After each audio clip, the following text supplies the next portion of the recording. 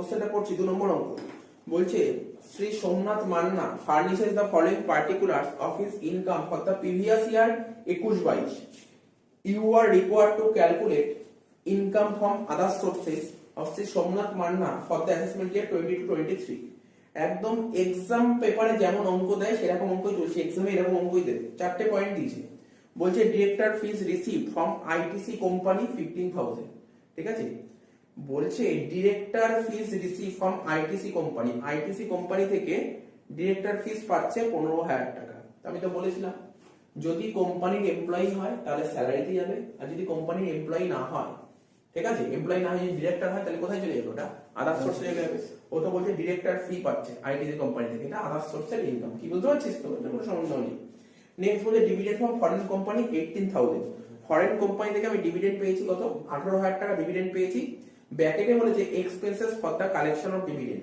এই ডিভিডেন্ডটা কালেক্ট করার জন্য আমাকে 500 টাকা খরচা করতে হয়েছে শুধু তোদের কিছু জানতে হবে কোন কোন এক্সপেন্সেস ডিডাকশন পাওয়া যায় কোন কোন এক্সপেন্স ডিডাকশন পাওয়া যায় না এটা খুব ভাইটাল ঠিক আছে কোন কোন এক্সপেন্স ডিডাকশন পাওয়া যায় কোন কোন এক্সপেন্স ডিডাকশন পাওয়া যায় না বুঝতে পারছিস তো কি বললাম কোন কোন এক্সপেন্স ডিডাকশন পাওয়া যায় কোন কোন এক্সপেন্স ডিডাকশন পাওয়া যায় না এখানে যেমন দেখ কি বলেছে এখানে বলেছে ফরেন কোম্পানি থেকে ডিভিডেন্ড পাচ্ছি এবার এই ডিভিডেন্ডটা কালেক্ট করার জন্য 500 টাকা খরচ করা হচ্ছে কিন্তু ডিভিডেন্ড কালেক্ট করার জন্য যে 500 টাকা খরচা করতে হচ্ছে না এটা কিন্তু ডিডাকশন পাওয়া যায় এটা ডিডাকশন পাওয়া যায় ঠিক আছে তো এরকম অনেক কিছু আছে ডিডাকশন পাওয়া যায় অনেক কিছু ডিডাকশন পাওয়া যায় না সেটা আমরা যত অঙ্ক করবো করতে করতে বুঝতে পারবি বা নোট একটা লিখে দিলে মানে বেটার হবে পরে লিখে দেবো একটা নোট কোন কোন এক্সপেন্সের উপর ডিডাকশন পাওয়া যায় না তারপরে ফ্যামিলি পেনশন এই তো নোট সুন্দর আছে ফ্যামিলি পেনশন রিসিভ 1,20,000 এখানে কোশ্চেনে কোথাও বলেনি যে এটা আর্ম ফোর্স কিনা ঠিক আছে আর্ম ফোর্স কিনা আর্ম ফোর্স যদি হয় তাহলে তো ফ্যামিলি পেনশনের উপর কোন রকমের এক্সাম্পশন বুঝতে পারছো ফ্যামিলি পেনশনের উপর ফ্যামিলি পেনশনের নিয়মটা কি দু রকমের ছিল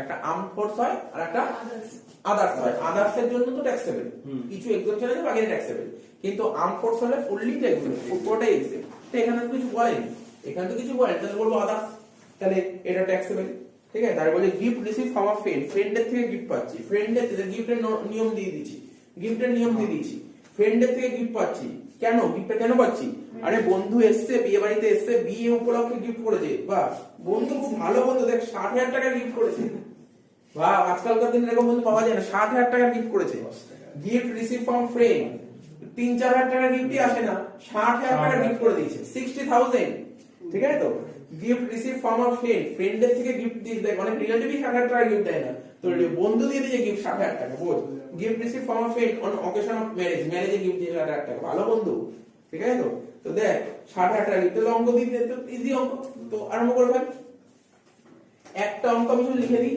বাকি তো আর লিখবো না এটা কোন অঙ্ক করছি 2018 অনার্স ঠিক আছে তো শুধু একটা অঙ্ক লিখে দেবো কি লিখবো লিখতাম যেটা আমাদের প্রতিটা অঙ্কে লিখতে হয় কি লিখতে হয় কম্পিউটেশন তাই তো computation of income from other sources computation of income from other sources ঠিক আছে তো অফ শ্রী সোমনাথ মান্না অফ শ্রী সোমনাথ মান্না ঠিক আছে কমা দিয়ে নেই are resident individual are resident individual for the assessment year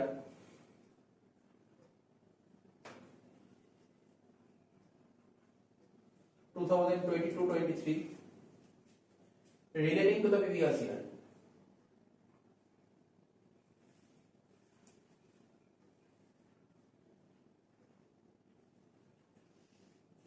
two thousand 21-22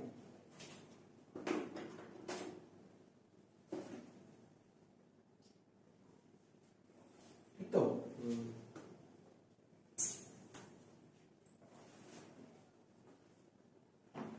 একটা করে কোশ্চেন মানে লিখছি লিখ ডিরেক্টর ফিস লিখ ডিরেক্টর ফিস বুঝিয়ে দিলাম আমরা ডিরেক্টর ফিস ঠিক আছে receive from ITC company receive from ITC company কত টাকা ডিরেক্টর ফিস পাচ্ছি 15,000 দেখ কিছু নেই কিন্তু অঙ্কটা এই অঙ্ক যেন বাড়িতেও আলাদা করে সময় নষ্ট করতে হয় না, ঠিক আছে তো, এমনি হয়ে যাবে, ঠিক আছে তো। Director fees receive from IT 15000 taxable তো, ফুললি ট্যাক্সেবল, তাই লিখে দিলাম। তারপর কি dividend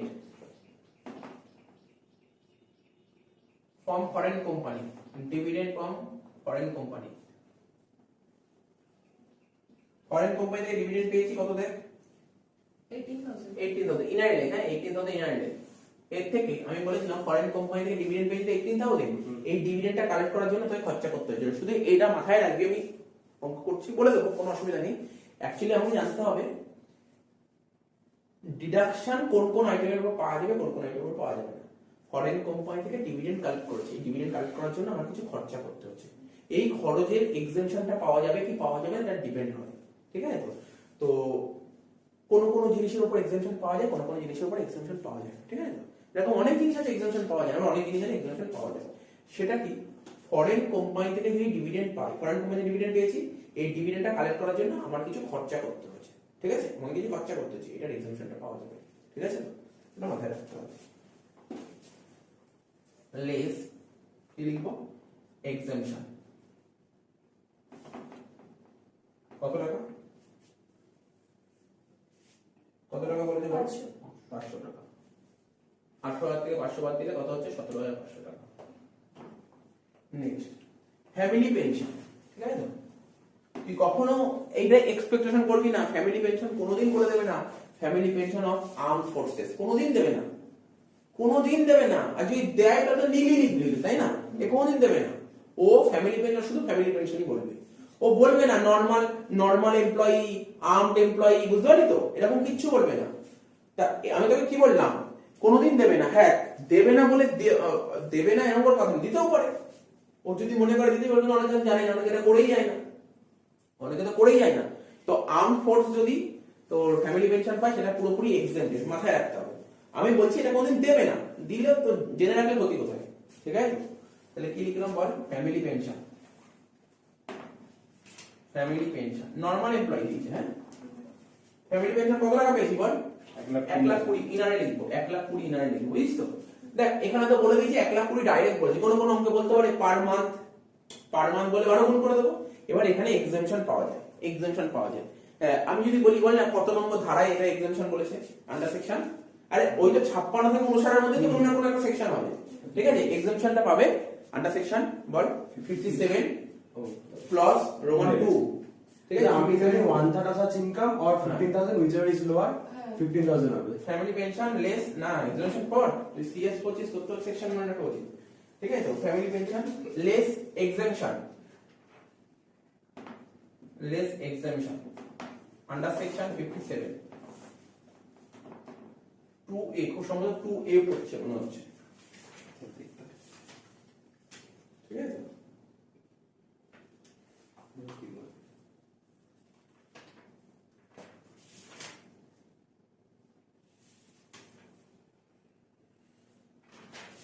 will be list of the following, select will be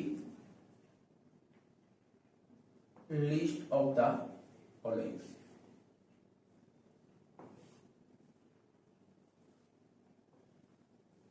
কি হয় এখানে, হয় একটা হয় ম্যাক্সিমাম লিমিট 15,000 আর 1/3 of family pension, 1/3 of family pension. আচ্ছা ওখানে আমার সেকশনটাকে এটাই লেখা ছিল, 2A লেখা ছিল কি, সেকশন কিছু লেখা ছিল না, আচ্ছা ঠিক আছে। তোর একটা হবে 1/3 অফ ফ্যামিলি পেনশন, তাহলে কত হবে 1,20,000 1/3 কত হয় 40,000 আর ম্যাক্সিমাম লিমিট 15,000।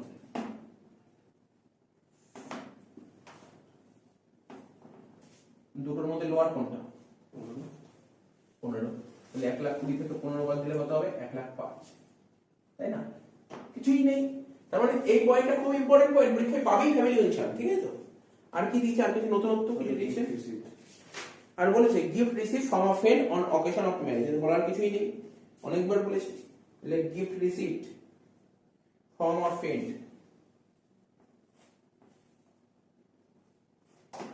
gift received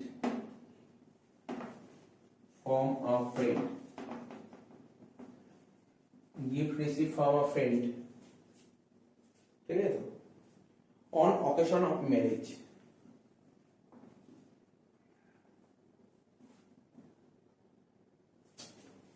ঠিক আছে, on occasion of marriage, কত টাকা দিয়েছে? ও তো পুরোপুরি এক্সটেন্ডেড না, বলেছিলাম তো marriage on the occasion of marriage, occasion marriage অকেশনে যদি কোনো গিফট পাওয়া যায় সেটা তো আমার কি বল, সেটা তো আমার এক্সটেন্ডেড, তাই তো? তাহলে এটা নিই টোটাল করে 15 আর 17 32,500 1,37,500 না, 1,37,500। তাহলে অ্যানসার কত বেরোলো? এটা বেরোলো, এটাই হচ্ছে income from other sources, income from other sources, ঠিক আছে? তো কেন এটা? আচ্ছা, এরপরে যে উপরে করব, আগেটা 2018 অনার্স করালাম, এবার করব 2017 জেনারেল, ঠিক আছে তো? 2017 জেনারেল, ঠিক আছে? দেখ 3 নম্বর অঙ্কটা, জেনারেল করে দিতে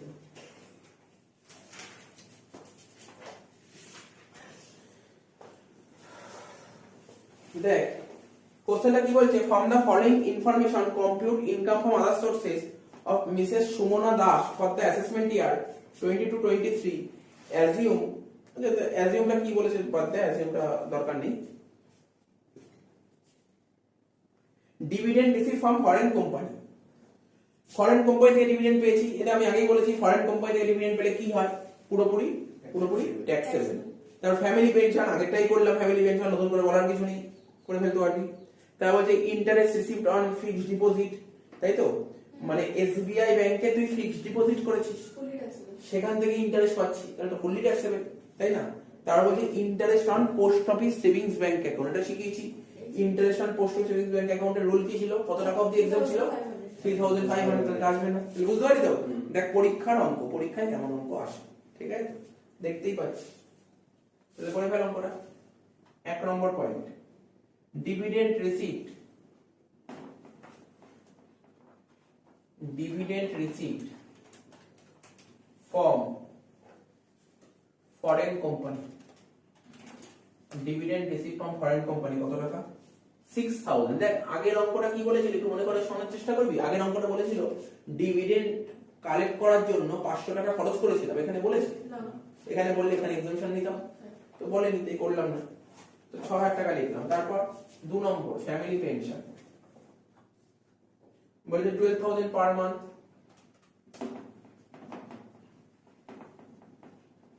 ফ্যামিলি পেনশন 12,000 পার মান্থ, মানে কত হবে? 1,44,000 হলো। এর থেকে কি করব, লেস এক্সামিশন, বল সেকশন বল, 57(2)(a) under section 57 subsection roman 2a, ঠিক আছে? Will be list of the following, will be list of the following, ঠিক আছে তো? তো প্রথমে কি লিখবো, প্রথমে কি লিখবো বল, 1/3 of family pension, 48,000 1/3 of family pension কত হচ্ছে? 1,44,000 ইনটু 1/3 48, হ্যাঁ 48,000 আর হচ্ছে ম্যাক্সিমাম লিমিট 15,000 15,000। তাহলে এটা তো কনফিডেন্স এসে যে না তো ক্যাপিটাল গেইন মোটামুটি পারবি, আর আদার সোর্সও পারবি, তো এই দুটো চ্যাপ্টার একদম ইজি চ্যাপ্টার, ঠিক আছে তো? তো ধর 48 আর 15 ছোট হচ্ছে কত? 15,000, বাদ দিয়ে হচ্ছে 1,29,000। আর ওইদিকে তো আমাদের পিজিপি তো আলাদাভাবে হয়েই গেছে, স্যালারি হয়ে গেছে, আবার হাউস কোয়ালিটি হয়ে গেছে, তো বুঝতে পারলি? আচ্ছা আমাদের জানি আর কত নম্বর বাকি আছে, চ্যাপ্টার শেষ হয়ে গেল, কত নম্বর বাকি আছে? ডিডাকশন আর সেটআপ শেষ, ডিডাকশন আর সেটআপ, ডিডাকশন তো রেডি হয়ে গেছে, ডিডাকশনের পুরো ভিডিও লেকচার পুরো রেডি করে ফেলছি, সেটআপটা করবি, সেটআপটা ক্লাসে বসে করব, সেটআপটা এত সোজা চ্যাপ্টার, ঠিক আছে? 2 নম্বর হয়ে গেল। 3 নম্বর পয়েন্ট, তোদের তো বারবার বলবো ডিডাকশনটা না খুব সুন্দরভাবে করবি, কারণ পুরো পরীক্ষায় অঙ্ক করতে হবে বলে ডিডাকশন ওই অনুযায়ী শিখবি না, রিয়েল লাইফের সঙ্গে কম্পেয়ার করে ডিডাকশন শিখতে হবে, তাহলে কিছু শিখতে পারবি। 3 নম্বর পয়েন্ট কি বলেছে, ইন্টারেস্ট রিসিভড অন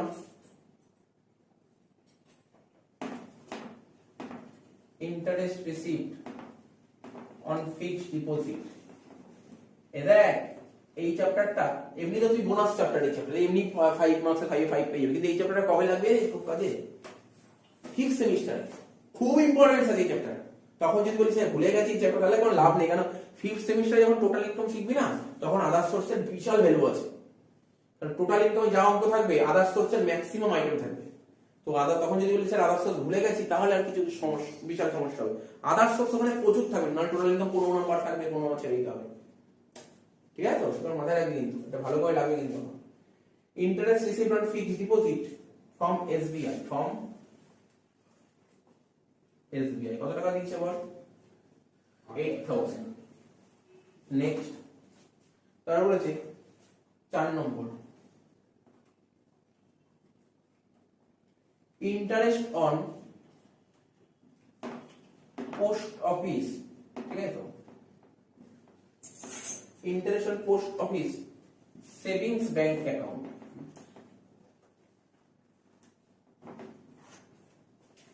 ঠিক আছে, কত টাকা পাচ্ছিস, interest on post office savings bank account. এখানে পাশে ব্র্যাকেটে এই কথাটা লিখলে আর কিছু লিখতে হবে না, এক্সেম্পট। ঠিক আছে, আপ টু কত রুপিস 500। কোন সেকশন বলছে এটা, আন্ডার সেকশন 10 সাবসেকশন 15 নীল। তোরা একটা কাজ করবি, এই চ্যাপ্টার যে করলি না, এই চ্যাপ্টারে কি কি ইম্পর্টেন্ট সেকশন বেরিয়েছে, বুঝতে পারলি, ইম্পর্টেন্ট সেকশন বেরিয়েছে, একটা জায়গায় নোট করে রাখবি, খুব সুবিধা হবে। সেকশনটা নোট করে রাখবি, যেমন ফ্যামিলি পেনশন একটা ইম্পর্টেন্ট একটা সেকশন বেরোলো, তাই না। তারপর ধর এখানে আমি এখনো পর্যন্ত অঙ্ক করতে গিয়ে এই একটা ইম্পর্টেন্ট সেকশন বলি, সেকশন গুলো খুব ইম্পর্টেন্ট করে রাখবি। আর ইম্পর্টেন্ট না করে রাখলেও কোনো অসুবিধা নেই, যেখানে নোট করা আছে তাহলে হাইলাইট করে রাখবি, খুব সুবিধা হবে পরবর্তী সময়। ঠিক আছে, সেকশনটা মনে রাখবি। তো বল কত হচ্ছে, 6 1,29,000 আর 8,000, 1,43,000। তো হয়ে গেল অঙ্কটা শেষ। জেনারেল এসসি অঙ্কটা, তাহলে কি হলো answer, income from other sources.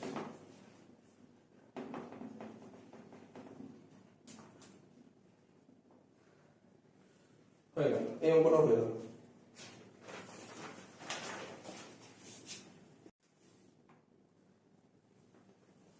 দেখ শোন, 4 নম্বর আমি এই চ্যাপ্টারটা হয়ে গেলে, বুঝছিস তো, এই চ্যাপ্টারটা হয়ে গেলে আর বাকি মেনলি সেটআপ বাকি থাকবে, সেটআপটা করাবো। কারণ আমার যতদূর মনে পড়ছে নেক্সট উইকে শেষ ট্যাক্স, নেক্সট উইকে ট্যাক্স শেষ, তারপর করবো ট্যাক্স, তারপর তো সপ্তাহে একদিন করে রাখবো ট্যাক্স, রিভিশন করার জন্য একদিন করে রাখবো, কষ্ট ধরে ফেলবো, বুঝতে পারলি তো, কল ধরে ফেলবো, বুঝতে পারছিস কি বললাম, ট্যাক্স শেষ। আমি কি বললাম, আজকে কি বার, আজকে ফ্রাইডে, নেক্সট উইকে ট্যাক্স শেষ, নেক্সট উইকে ট্যাক্স শেষ করে দেবো, নেক্সট উইকে ট্যাক্স শেষ। ঠিক আছে, আর নেই যাদের ডাউট থাকবে তাদের বলবি স্যার এইগুলো অসুবিধা হচ্ছে, সেগুলো ক্লিয়ার করে দেবো। ঠিক আছে, তো যে অসুবিধা হবে বলবি এগুলো অসুবিধা হচ্ছে, এগুলো নিয়ে আলোচনা করবো।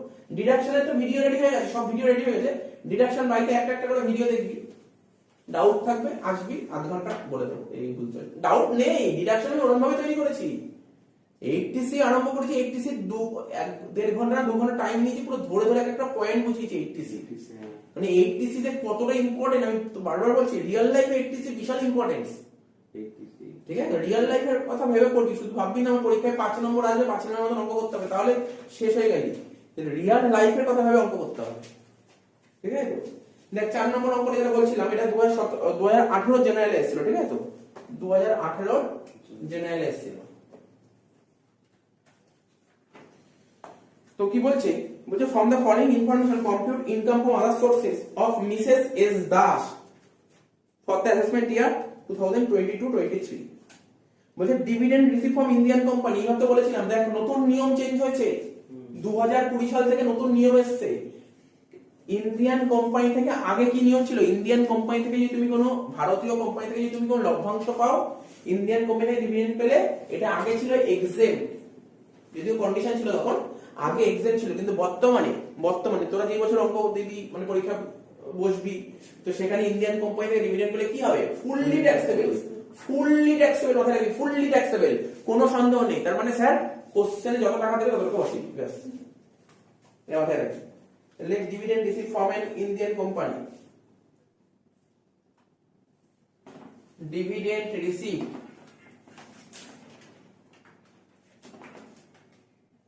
from an Indian company কত টাকা 10,200 টাকা ডাইরেক্ট পাঠিয়ে কি এটা মাথায় থাকবে তো এটা মনে রাখতে পারবি তো ইন্ডিয়ান কোম্পানি থেকে ডিভিডেন্ড পেলে কি এক্সাম না ট্যাক্সেবল কারণ মনে রাখতে নাও তোরা ভুলে যেতে পারিস কিন্তু আগে এক্সাম ছিল এটা বর্তমানে কিন্তু এটা ট্যাক্সেবল হয়েছে তোরা যখন ক্লাস 11 এ ট্যাক্স পড়েছিলি তখনও কিন্তু এক্সাম ছিল কিন্তু তারপরে তোরা 11 পড়েছিস অনেকদিন হয়ে গেছে ততদিনে কিন্তু ট্যাক্সেবল হয়ে গেছে আচ্ছা তারপরে পয়েন্টটা কি বলেছে ডিভিডেন্ড ফ্রম ফরেন কোম্পানি আবার একই point dividend from foreign company কত টাকা দিয়েছে 5800 এটা তো ট্যাক্সেবল দেখ ভাই ফরেন কোম্পানি থেকে ডিভিডেন্ড পেলে আগেও ট্যাক্সেবল ছিল এখনো ট্যাক্সেবল কিন্তু ইন্ডিয়ান কোম্পানি থেকে ডিভিডেন্ড আগে এক্সাম ছিল এখন ট্যাক্সেবল হচ্ছে এই রুল মাথায় রাখতে হবে ফ্যামিলি পেনশন স্যার এটা কি বোঝাবো বল ফ্যামিলি পেনশন এটা একই জিনিস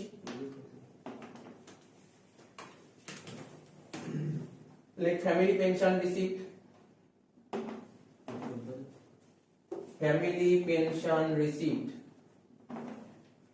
কত টাকা 9500 পার মান্থ কত হচ্ছে রে 1,14,000 ইনারে এর থেকে লেস করব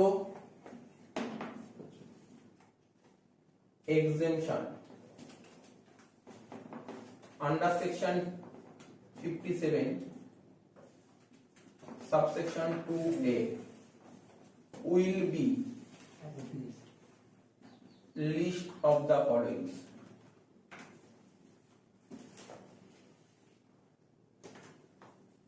ঠিক আছে তো লিখব প্রথমে 1/3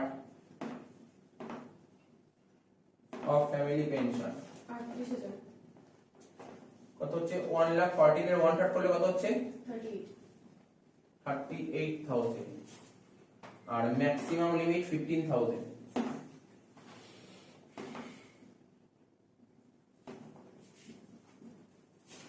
এই দুটোর মধ্যে ছোট কোনটা 15,000 কত 99,000 হয়ে গেল এটা তার মানে একটা পয়েন্ট তাহলে কি কি পয়েন্ট কমন পেলি পরীক্ষায় আসার মতো তুই বুঝতে পারি আদার্স হচ্ছে কি কি আছে dividend from Indian company dividend from foreign company family pension interest on post office savings bank account interest on fixed deposit তার মানে পাঁচটা পয়েন্ট তো হাতে গুনে পেয়ে গেলি ঠিক আছে তো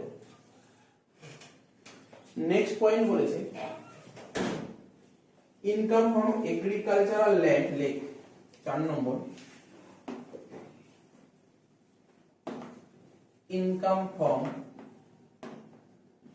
এগ্রিকালচারাল ল্যান্ড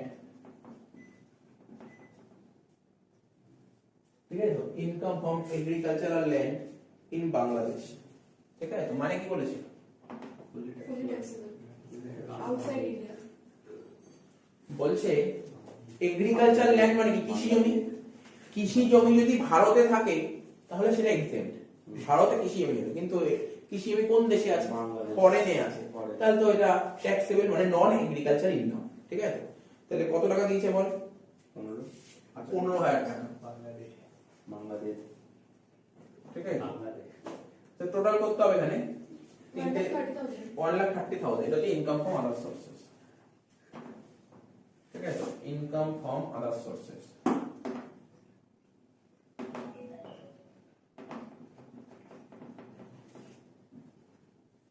ঠিক আছে হয়ে গেল এটা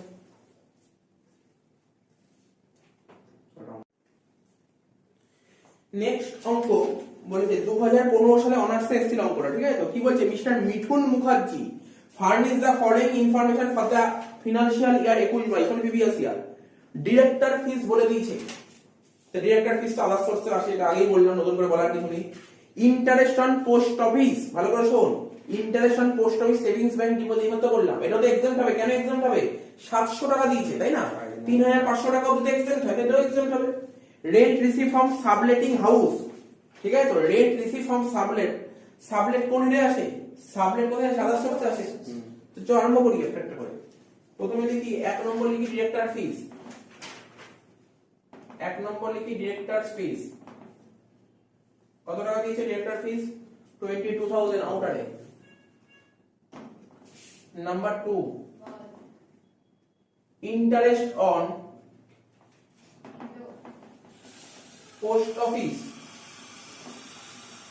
interest on post office savings bank account,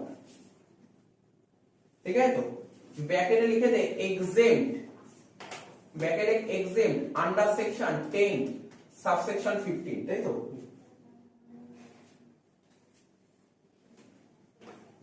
দেখ তুই একটা জিনিস শুনবি, এখানে ইয়ে ড্যাশ করে দিলাম। Actually interest on post office savings bank অ্যাকাউন্টে কত টাকা অবধি এক্সাম আছে? 3500 টাকা অবধি। আমি লিখিনি 3500, তবু আমাকে কিছু বলবে না কেন? আমি বলে দিয়েছি সেকশন, বলে দিয়েছি ওদের কাজ সেকশন দেখে নেওয়া, ঠিক আছে তো। ওরা কিছু বলবে না, যেহেতু আমি লিখলাম এক্সাম এত নম্বর সেকশন, ওরা কিছু বলবে না, ঠিক আছে, বুঝতে পারলি তো কি বললাম? আচ্ছা 3 নম্বর পয়েন্ট কি বলেছে? রেন্ট রিসিট, ঠিক আছে, ফ্রম সাবলেটিং হাউস, লেখ rent receipt from subletting house, rent receipt from subletting house, ঠিক আছে, কত টাকা? 33,250। দেখ সাবলেট সম্পর্কে জানিস তো? এই তোরা কেউ জানিস সাবলেট মানে? সাবলেট মানে জানিস? আজকে ধর সাপোজ ধর, এটা বুঝিয়ে দিই, আগেও বলেছি, এটা ধর এ, এটা ধর এর একটা বাড়ি আছে, এটা এর বাড়ি, ঠিক আছে, এর বাড়িটা আমি ভাড়া নিলাম, ঠিক আছে, এর বাড়িটা আমি ভাড়া নিলাম, ঠিক আছে, এর বাড়িটা আমি ভাড়া নিলাম, আমি থাকবো, আমি থাকবো বলে ভাড়া নিলাম। কত টাকা করে ভাড়া দিতে হবে? ও বললো 5000 টাকা করে ভাড়া দেবো। আমি না থেকে আরো ভালো বাড়ি পেয়েছি, আমি না থেকে এই বাড়িটা আমি কাকে ভাড়া দিয়ে দিয়েছি? এর বাড়িটা আমি না থেকে আমি সি কে ভাড়া দিয়েছি, সি কে বলছি তুমি থাকো, ওর ঠিক কত টাকা করবো? 7000 টাকা করে নেবো। তাহলে আমি একে কত টাকা দেবো? 5 দেবো। সি থেকে কত নেবো? 7 নেবো। তাহলে আলটিমেটলি লাভ কত হলো আমার? 2000 টাকা। এটাকে বলে সাবলেটিং হাউস, ঠিক আছে, বুঝতে পারলি তো? এটা আগে পড়েছিলাম হাউস বডি করার সময়, বুঝিস না, ঠিক আছে তো। তো ইনকাম ফ্রম সাবলেটিং হাউস 33,250। কি বলেছে? Rent payable by Mukherjee for the above house কত? 19,000। তাহলে rent payable by the SSC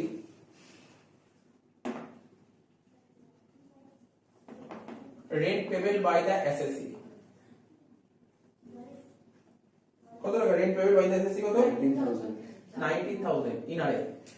আর কি আরো কিছু খরচাপাতি করেছে, আদার এক্সপেন্সেস কত বলেছে? 8,000। তাহলে এই একটা পয়েন্ট নতুন পেরি, তাই তো, মানে এই অঙ্কে পেরি নতুন 8000 টাকা। তাহলে 19 আর 8 যোগ করে কত হলো? 27,000, মানে 6250। লাস্ট কি বলেছে? ডিভিডেন্ড ফ্রম ফরেন কোম্পানি, লেখ ডিভিডেন্ড ফ্রম ফরেন কোম্পানি কত টাকা? 2500, শেষ অঙ্ক 30,750। 30,750। তাহলে কি হলো? এটা হলো ইনকাম ফ্রম আদার সোর্সেস।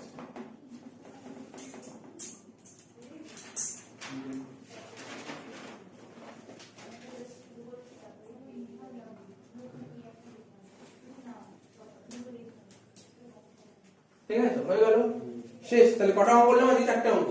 আচ্ছা ভালো করে শোন, পরের ক্লাসে আমি আরো ধর 4টে থেকে 5টা অঙ্ক করে দেবো, আমি নাম্বার গ্রুপে বলে দেবো, অঙ্ক দেখা দরকার নেই, বুঝে তো গেলি, নিজে করবি, চেক করে নিবি, ঠিক আছে তো। শেষ হয়ে গেল তোদের, পরের দিন নতুন চ্যাপ্টার ধরবো। দেখ 2021 অনার্স এসেছিল এই কোশ্চেনটা, বলছে কি Mrs Mala Sen furnishes the following information for the previous year 2021, compute her income from other sources for the assessment year 22-23। তো কোশ্চেনটা দেখ, 5টা পয়েন্ট দিয়েছে, 5 নাম্বার, উপরে টুকে নিয়েছি কম্পিউটেশন অফ, আচ্ছা একটু লিখে নিই 2021 অনার্স, না এটা 2021 অনার্স। বলছে computation of income from other sources of Mrs Mala Sen, a resident individual for the assessment year 22-23 relating to the previous year 21-22। টুকে নিয়ে প্রতিটা অঙ্কে লিখতে হয়। এবার একটা করে পয়েন্ট টুকে নিয়েছি, ঠিক আছে তো। তোরাও আরম্ভ করবি। প্রথমে বলছে উইনিং ফ্রম লটারি, কিছুক্ষণ আগেই বুঝেছি লটারি থেকে ইনকাম করেছি কত? উইনিং ফর্ম লটারি কোশ্চেনে কত বলে দিয়েছে? 1,37,600। ভুল করো, শুনছিস তো? উইনিং ফর্ম লটারি যে 1,37,600 দিয়েছে, 1,37,600। ভুল করো 1,37,600 এখানে লিখবি না। ভুল করো এখানে লিখবে, যদি লিখে দিস তাহলে অঙ্ক কাটা, ক্রস লিখবি না। কেননা উইনিং ফর্ম লটারি থেকে তুই কত টাকা জিতেছিস বলছে আফটার ডিডাকশন অফ ট্যাক্স। আর আফটার ডিডাকশন অফ ট্যাক্স মানে গভর্নমেন্ট ট্যাক্স কেটে নিয়েছে।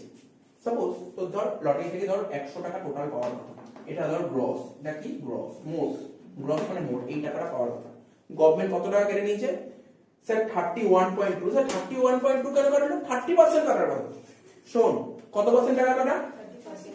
30% কাটার কথা, তাই তো? 30% এর উপর আবার 4% যাবে না? মনে হচ্ছে SHEC secondary and higher education cess, তো 34% করলে কত হয় স্যার? 1.2। বুঝতে 31.2 কেন বলেছে? আরে কোশ্চেন থাকতেই পারে তোর মধ্যে, স্যার গভর্নমেন্ট তো ট্যাক্স কাটে 30%, লটারির উপর 30% হয়, তাহলে 31.2 কেন হলো? বুঝলি 31.2 কেন হলো? 30% তো ট্যাক্স কাটবে আর 4% কি কাটবে? ওই সেকেন্ডারি এন্ড হায়ার এডুকেশন সেস। তাহলে 34% করলে কত হয়? 1.2। 30 প্লাস 1.2 কত? 31.2। তাহলে গভর্নমেন্ট ট্যাক্স কত কেটেছে? 31.2 ট্যাক্স কেটেছে। তাহলে বাকি টাকা তোর হাতে দিয়েছে, তাহলে বাকি কত? 68.8 হচ্ছে। দেখে নিস কিন্তু আমি জানি না, এই 68.8 হচ্ছে, তাই তো? তাহলে এই সব কাটার পর হাতে কত পেলি তুই? 68.8। এখানে বলেছে 1,37,600। আমার প্রশ্ন 1,37,600 এটা কি গ্রস দিয়েছে না নেট দিয়েছে? নেট দিয়েছে। তার মানে স্যার এটাই তো 1,37,600 দিয়েছে। তাহলে তুই এখান থেকে কি 100 বের করতে পারবি? এক হচ্ছে 1,37,600 ডিভাইড বাই 68.8, তাহলে 100 করবে। সেকেন্ড ডে মানে এর পরে যে দিনগুলো হবে উইনিং ফর্ম লটারি এর আইটেমে আমি একদিনও বোঝাবো না, একটা বোঝাবোই না। মানে এটা যা বুঝলাম এখানেই বুঝে নে, বাইরে কিছু নেই। তোকে উইনিং ফর্ম লটারি যা দেবে সবসময় গ্রস অ্যামাউন্ট লিখতে হবে। এখানে কি লিখতে হবে? গ্রস। তোকে কি দেবে স্যার? কোশ্চেন প্রশ্ন নেট দিয়ে দেবে। কি দিয়ে দেবে? নেট দিয়ে দেবে, তোকে গ্রস বের করতে হবে। আরে তুই আরো ঘাবড়াস না, শুধু উইনিং ফর্ম লটারি কেন, যে কোনো আইটেম ব্র্যাকেটে যদি বলে দেয় না ট্যাক্স, ওরা নেটে বলে দেবে। শুধু উইনিং ফর্ম লটারি কেন, অন্য কোনো আইটেমও থাকতে পারে, যে কোনো আইটেম থাকতে পারে, ব্র্যাকেটে বলে দিল এত পার্সেন্ট ট্যাক্স কাটার পর। সবসময় তোকে গ্রস বের করতে হবে, এটা মাথার মধ্যে ঢুকিয়ে নে। কি বললাম বুঝতে পারলি তো? কি বললাম মাথার মধ্যে ঢুকলো কি? তাহলে কত হলো? এটা করে কত হচ্ছে বল? 2 লাখ টাকা। তাহলে বুঝতে পারলি কি করে হলো? এটা বুঝতে পেরেছি। দেখ মাথায় ঢুকে কি বললাম? দেখ কোনো কোশ্চেন থাকলে করতেই পারিস। আর যারা 11-12 এ কস্ট ট্যাক্স ছিল তাদের এই কোশ্চেনটা করা মানে সত্যিই খুব বোকামির কাজ। এই কোশ্চেনটা করা উচিতই না তাদের। তারা প্রচুর অঙ্ক করেছে, তাদের আমি বইতে অত মনে হচ্ছে 30 থেকে 40 অঙ্ক করেছি আদার্স সোর্সের। ঠিক আছে, এইসব কোশ্চেন করা উচিতই না। তাদের 2 লাখ টাকা এখানে দেখিয়ে প্যাকেটে কি করে হলো, এটা তো আমি রাফ করে বোঝালাম। তাহলে কি করব? এখানে দেখ প্যাকেটে কি লিখছে, এখানে কি লিখছে নি? গ্রস লিখবে, এখানে গ্রস। তাহলে কি বললাম? কি বুঝতে পারলি বল? উইনিং ফর্ম লটারি সবসময় গ্রস অ্যামাউন্ট নিতে হবে, গ্রস অ্যামাউন্ট। তোকে পরীক্ষায় নেট দিয়ে দেবে, গ্রস লিখতে হবে। তাহলে কি করে বেরোলো স্যার? 1,37,600 into 100 divide by 68.8। কোনো কোশ্চেন থাকলে করতেই পারিস, বুঝতে পেরেছিস? এবার কি বলেছে স্যার? কোশ্চেন কর। ব্র্যাকেটে একটা কথা বলেছে, ব্র্যাকেটে বলেছে কি বলেছে? Expresses income 2000। পরিষ্কার ভাবে সেকশনে বলা আছে, ক্লিয়ারলি ভাবে বলে দিয়েছে উইনিং ফর্ম লটারি থেকে আমি টাকা জিতেছি। এবার লটারি কেনার জন্য তুমি কি খরচাপাতি করেছো ইনকাম ট্যাক্স বলতে আমার জানার দরকার নেই। কি বললাম বুঝতে পারলি? কথাটা মন দিয়ে শুনেছিস তো? ইনকাম ট্যাক্স ডিপার্টমেন্ট বলে দিয়েছে তুমি উইনিং ফর্ম লটারি তুমি কত উইন হয়েছো সেটাই মেইন, তুমি এর জন্য কত খরচ করেছো আমার জানার দরকার নেই। ক্লিয়ার হয়েছে পয়েন্টটা? পয়েন্টটা ক্লিয়ার হয়ে তুই লটারি কেনার জন্য খরচা করেছিস, বলি স্যার এটা আমি লিখবো ডিডাকশন পাবো না?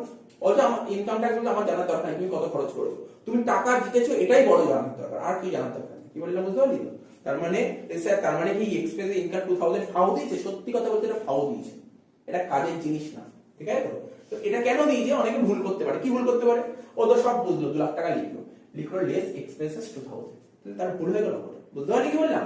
তারপরে মাথায় রাখবি ডিডাকশন পাওয়া যায় না। লটারি থেকে যদি কোনো টাকা উইন হয় তার থেকে কোনো ডিডাকশন পাওয়া যায় না। ঠিক আছে, কোনো ডিডাকশন পাওয়া যায় না, মাথায় রাখতে হবে।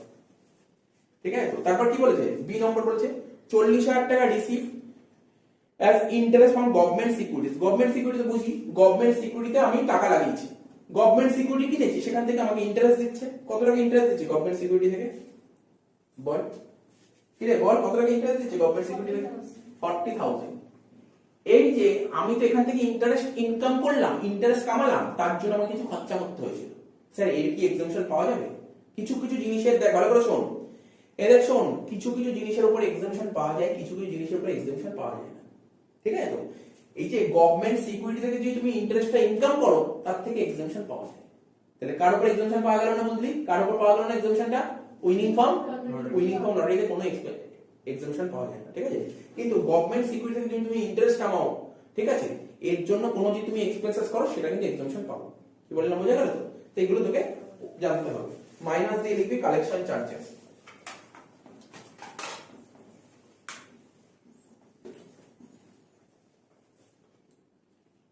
কত টাকা? 4,000 টাকা হয়ে গেল। নেক্সট কি বলেছে? ডিভিডেন্ড ফ্রম টাটা স্টিল, নাম তো শুনেইছিস। আচ্ছা বল, টাটা স্টিল কোন দেশের কোম্পানি? Indian company. তার মানে স্যার ইন্ডিয়ান কোম্পানি ডিভিডেন্ড পেয়েছে। বর্তমানে রুল কি বলছে? ইন্ডিয়ান কোম্পানি ডিভিডেন্ড পেলে ফুললি ট্যাক্সেবল, তাই তো? Fully taxable. আগে কি হতো জানিস? আগে দেখ এখানে ব্র্যাকেটে একটা কথা লিখি, সুন্দর একটা কথা লিখেছি দেখ, অ্যাজিউমিং ডিডিটি। স্যার ডিডিটির ফুল ফর্ম কি? DDT, dividend distribution tax. Dividend distribution tax has not been paid by company. আগে কি হতো? আগে ডিভিডেন্ড ট্যাক্সটা কে পেমেন্ট করতে জানিস? কোম্পানি পেমেন্ট করে দিত। তার আমি টাটা কোম্পানি থেকে ডিভিডেন্ড পাচ্ছি, টাটা কোম্পানি পেমেন্ট করে দিত। এখন ভুলে যাও, যে ডিভিডেন্ড পাবে সেই ট্যাক্স পেমেন্ট করবে, বুঝতে পারলি? আগে কোম্পানি পেমেন্ট করতো। তো এটা তো আমি তোকে বোঝানোর জন্য বললাম যে পরীক্ষায় লিখতেই হবে, কোনো ব্যাপার না, না লিখলেও চলবে, না লিখলেও চলবে, না লিখলেও চলবে। কি বললাম বুঝতে পারলি? না লিখলেও চলবে না। এটা যদি মনে করিস আমি লিখবো না, লিখবি না, কোনো সমস্যা নেই। ডিভিডেন্ড ফ্রম টাটা স্টিল, এটা তো লিখবি, ঠিক আছে? তো ব্যাকেটে লিখে দিস। আচ্ছা না লিখলেও চলবে, ব্যাকেটে না লিখলেও চলবে, শুধু এখানে টাকাটা বল কত ছিল? Dividend from Indian company. তারপর কি ছিল? ফ্যামিলি পেনশন, বুঝেইছি, ফ্যামিলি পেনশন বলেছি। আচ্ছা বল দেখি, বলতে পারবি? এটা পড়েছিস তোরা। ফ্যামিলি পেনশন থেকে কি এক্সাম্পশন পাওয়া যাবে কি পাওয়া যায় না? বলতে পারবি? কিছুক্ষণ আগে বলছিলাম, ক্লাস আরম্ভ করার আগে বলছিলাম, ফ্যামিলি পেনশনের থেকে এক্সাম্পশন পাওয়া যাবে কি পাওয়া যাবে না? পাওয়া যাবে। কেন পাওয়া যাবে না? আরে এইমাত্র বললাম না, ফ্যামিলি, ভালো করে শোন, যদি, হ্যাঁ ঠিক, যদি যদি আর্ম ফোর্স হয়, আর্ম ফোর্স কোনো আর্মি যদি থাকে, আর্মি বা ধর বুঝতে পারলি কোনো যদি অ্যাওয়ার্ড পায়, এরকম যেটা বললাম, আর্ম ফোর্স যদি হয়, তারা যদি ফ্যামিলি পেনশন পায়, সেটা তো পুরোপুরি এক্সেপ্ট। কিন্তু যদি অন্য কোনো পার্সন যদি ফ্যামিলি পেনশন পায়, সেটা ট্যাক্সেবল হবে, কিন্তু কিছু এক্সাম্পশন পাওয়া যায়। কি এক্সাম্পশন পাওয়া যায় স্যার? যত টাকা ফ্যামিলি পেনশন পাবে তার 1/3 আর ম্যাক্সিমাম 15,000 টাকা, হুইচ ইজ লোয়ার। তাহলে তো খুব একটা দেখিস না, একটু অসুবিধা হচ্ছে, দেখা হয়ে গেলে কোনো সমস্যা হবে না। কি বললাম বুঝতে পারছিস তো? তাহলে ফ্যামিলি পেনশন থেকে এক্সাম্পশন পাওয়া যায়। তাহলে সবকিছুর এক্সাম্পশন পাওয়া যায় না, কিছু কিছু জিনিসের এক্সাম্পশন পাওয়া যায়। তার জন্য কি করে মনে রাখবো স্যার? পড়তে হবে, নোটগুলো একটু পড়তে, পড়লেই মনে থাকে। তাহলে কি লিখবো? Less exemption, less exemption under section 57 subsection 2a will be list of the following.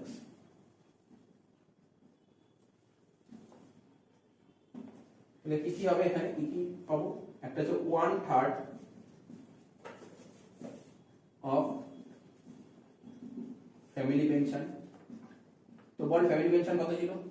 কত ছিল না কোশ্চেনে ফ্যামিলি পেনশন? 48,000। তাহলে 48,000 এখানে লিখলাম, 48,000 তার 1/3 করে দাও,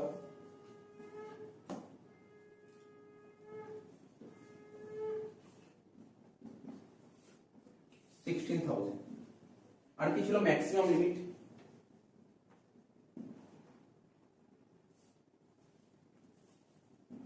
15,000। তো এই দুটোর মধ্যে লোয়ার কোনটা কে বলতে পারিস? 16 আর 15 লোয়ার কোনটা? 15,000, তাই তো? 48 থেকে 15 বাদ দিলে কত হয়?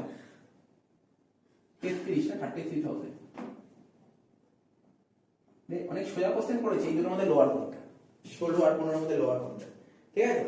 তো বুঝতে পারলি তো? তাহলে ফ্যামিলি পেনশন মনে থাকবে তো? আমি তাকে বলে দিচ্ছি, একসাথে বলে দিচ্ছি কোন আইটেমটি পরীক্ষায় পাবি, মানে তোর পরীক্ষার হলে তুই পাবি কোন আইটেমটা। এই এ নম্বর পয়েন্ট তুই পাচ্ছিস, শিওর ধরে নে পাবি। তাহলে সুতরাং তোকে মাথার মধ্যে করে গেঁথে ফেলতে হবে এটা। আর কোন পয়েন্টটা পাবি স্যার? আর কোনটা পেতে পারি? সি পাবি, তুই ডি পাবি, এই তিনটে পয়েন্ট তুই পাবিই পাবি, মানে তোকে মাথার মধ্যে গেঁথে নিতে হবে। সে অনার্স স্টুডেন্ট হোক বা জেনারেল হোক, পাবি এই তিনটে পয়েন্ট, এই তিনটে পয়েন্ট পাবি পাবি, ভালো করে নে। হয়ে গেল, বুঝতে পারলি? Last, income from agriculture land in Bangladesh. আচ্ছা বাংলাদেশ কোন দেশের মধ্যে পড়ে?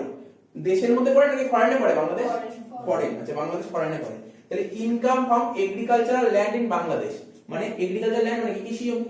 কৃষি জমি কোথায়? কৃষি কাজটা কোথায় হচ্ছে? দেশে হচ্ছে নাকি দেশের বাইরে হচ্ছে? দেশের বাইরে যদি কৃষি কাজ হয় তাকে কি বলবো? এগ্রিকালচার বলবো না নন এগ্রিকালচার বলবো? নন এগ্রিকালচার আদার সোর্সে আসে। লিখে দে টাকা। Sir taxable? হ্যাঁ ট্যাক্সেবল। লিখে দে। কত টাকা ছিল বল? 24, তাই তো? 24। দেখ 2021 সালে এই অঙ্কটা দিয়েছিল আদার সোর্সে। এই অঙ্কটা দিয়েছিল আছে, কিছুই ছিল না অঙ্কটার মধ্যে। তো টোটাল করে ফেল।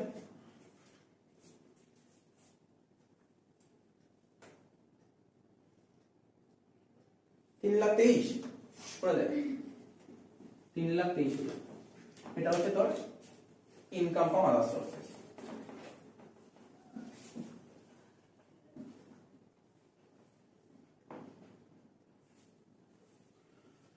করে ফেললাম অঙ্কটা, ঠিক আছে? এবার 2013 এর সামটা কি বলেছে? Amir furnishes the following particulars of his income for the year 21-22। প্রথম পয়েন্ট বলেছে ইনকাম ফ্রম সাবলেটিং। সাবলেটিং থেকে ইনকাম হয়েছে 16,000 টাকা। এটা আদার সোর্সে আসবে, লিখে নাও। আদার সোর্স, এটা আদার সোর্সের আইটেম, ফুললি ট্যাক্সেবল। 16,000 টাকা লিখে দিলাম। Winning from lottery, net amount বলে 70,000 টাকা, যেটা আগের অঙ্কে করলাম, গ্রস নিয়ে যেতে হবে। 30% ট্যাক্স কেটে নিয়েছে গভর্নমেন্ট, তাহলে আমি হাতে পেয়েছি কত? 70। তাহলে 100/70 করলেই হয়ে যাবে 1 লাখ টাকা, ঠিক আছে তো? তারপর dividend from Indian company fully taxable 18,000 টাকা। তারপর remuneration for setting question paper, কিছুক্ষণ আগে বললাম কোশ্চেন পেপার সেট করার জন্য রেমুনারেশন পেয়েছি, এটা কিন্তু other source, not a salary, ঠিক আছে? 1,200। Last, interest on government bond, এটাও আদার সোর্সের আইটেম, ফুললি ট্যাক্সেবল। কত? 5,000 শেষ। 1,40,200 শেষ হয়ে গেল, ঠিক আছে?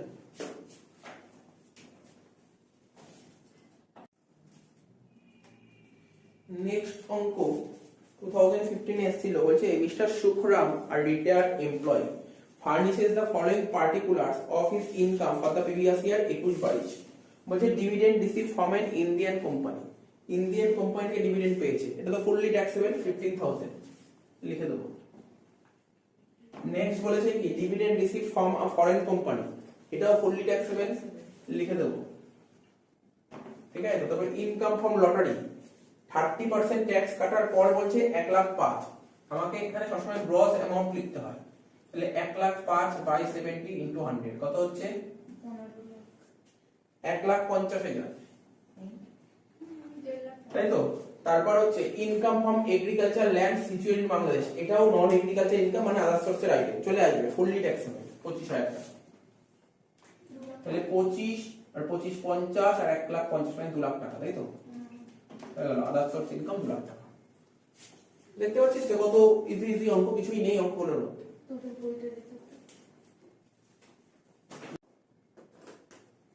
বলছে কি from the following particulars submitted by Rahman compute his income from other sources for the assessment year 2022-23। এখানে কটা পয়েন্ট? 1 2 3 4 5 6 7 8 8টা পয়েন্ট দিয়েছে, তাই একটা করে পড়া যাক। Director meeting fee receive from Y limited, ঠিক আছে? এই যে কোশ্চেনটা যদি পড়ি, আমরা কার অঙ্ক করছি? রহমানের অঙ্ক করছি। রহমান ছিল এসএসসি, ঠিক আছে তো? তো বলছে ডিরেক্টর মিটিং ফি পেয়েছে ফ্রম ওয়াই লিমিটেড, মানে রহমান বাবু ওয়াই কোম্পানি থেকে ডিরেক্টর মিটিং ফি পেয়েছে। আমি কি বলেছিলাম জানিস? ডিরেক্টরের নিয়মটা কি বলেছিলাম? স্যালারি করতে গিয়ে বলেছিলাম যদি ও কোম্পানির এমপ্লয়ি হয় তাহলে স্যালারিতে যাবে, আর যদি কোম্পানির ডিরেক্টর হয় তাহলে কোথায় যাবে? আদার সোর্সে যাবে। ও ডিরেক্টর মিটিং ফি পাচ্ছে, তাহলে কোথায় যাবে? আদার সোর্সে যাবে। তাহলে লিখে দে ডিরেক্টর মিটিং ফি কি লিখবো? 3,000 টাকা আদার সোর্সে নিয়ে নেবো। স্যালারি করার সময় এরকম পয়েন্ট পেয়েছিলাম, কিন্তু একটা পেয়েছিলাম, আর এটা তো আদার সোর্সেরই আইটেম। আদার সোর্সে তুই যদি ভিডিওতে লেখা আছে, সুন্দরভাবে করা আছে এটা ডিরেক্টর মিটিং ফিস পয়েন্টটা। তাহলে কি লিখবো? প্রথমে লিখবো এ দিয়ে এরকম ভাবে director meeting fees receive directors meeting fees received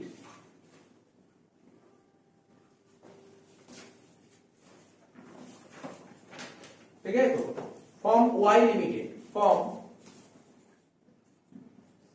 Y limited কত টাকা 3000 টাকা নেক্সট বি নম্বর পয়েন্ট কি বলেছে বলেছে agricultural income from land situated in India তাহলে এটা এগ্রিকালচার ইনকাম কোথায় হয়েছে ইন্ডিয়াতে হয়েছে তাহলে ইন্ডিয়াতে যদি এগ্রিকালচার ইনকাম আমি তোকে কোশ্চেন করি এটা কোন হেডের মধ্যে আসে সেটা বল পরে বলবি বাকি আনসার কোন হেডে আসার কথা এটা এগ্রিকালচার ইনকাম হয়েছে ইন্ডিয়াতে এটা কোন হেডে আসে আমার তো পাঁচটা হেড কোন হেডের মধ্যে আসলে কোন হেডে আসে বলতে পারবে আসলে কোন হেড অ্যাকচুয়ালি এটা আদার সোর্সেরই হেড হেডটা আদার সোর্সে বাট এক্সেম্ট অ্যানসারটা কি দিবি বল না তোকে যদি এই কোশ্চেন বলে এটা কোন হেডে তুই কোন হেডে বলবি আদার সোর্সেরই হেড কিন্তু এক্সেম্ট তো বুঝতে পারছিস তো তাহলে agricultural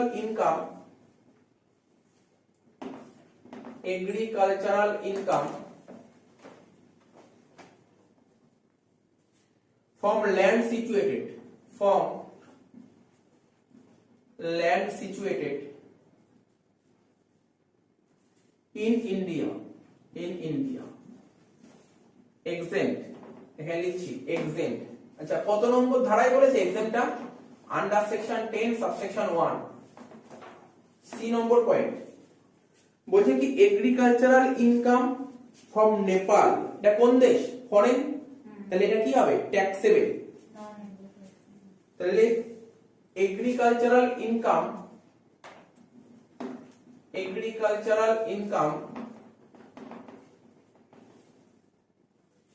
from land situated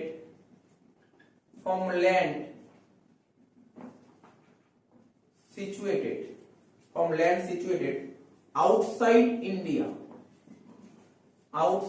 India taxable কত টাকা 15000 টাকা নেক্সট ডি নম্বর পয়েন্ট এখানেই সব আসল পয়েন্ট গুলো আছে এটাই সবচেয়ে বড় মনে হচ্ছে বলছে ইন্টারেস্ট ইনকাম ঠিক আছে তো ইন্টারেস্ট পাচ্ছি মানে ইন্টারেস্ট বুঝছো কি করে পাওয়া যায় দেখবি ব্যাংকে তুই ডিপোজিট করলি সে ফিক্সড ডিপোজিট হোক বা সেভিংস হোক ইন্টারেস্ট পাবি পোস্ট অফিসে টাকা রাখবি ইন্টারেস্ট পাবি বুঝতে পারছিস তো কোনো গভর্নমেন্ট সিকিউরিটি কিনবি সেখান থেকে ইন্টারেস্ট পাবি বুঝতে পারছিস তো ইন্টারেস্ট ইনকামটা কেমন তো এখানে কি বলেছে interest income from bank on FDR মানে বুঝিস ফিক্সড ডিপোজিট ঠিক আছে তো এফডিআর তুই এফডিআর করেছিস ব্যাংকে তো সেখান থেকে ইন্টারেস্ট পাচ্ছিস কত বলেছে 9000 টাকা পাচ্ছিস ঠিক আছে তো নেট বলেছে নেট 9000 টাকা 10% তো বুঝতে পারছিস তো দেখ তোকে ব্যাপারটা আমি কি বললাম কিছুক্ষণ আগে একটা রুল বলেছিলাম যখন uniform lottery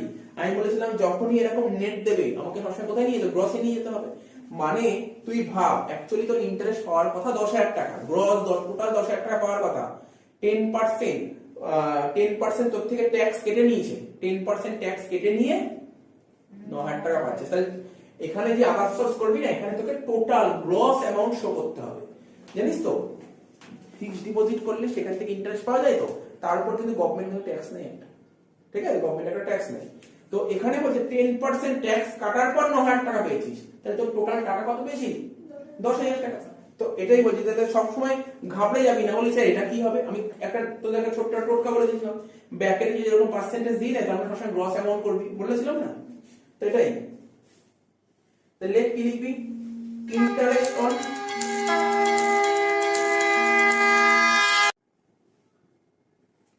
interest on FDR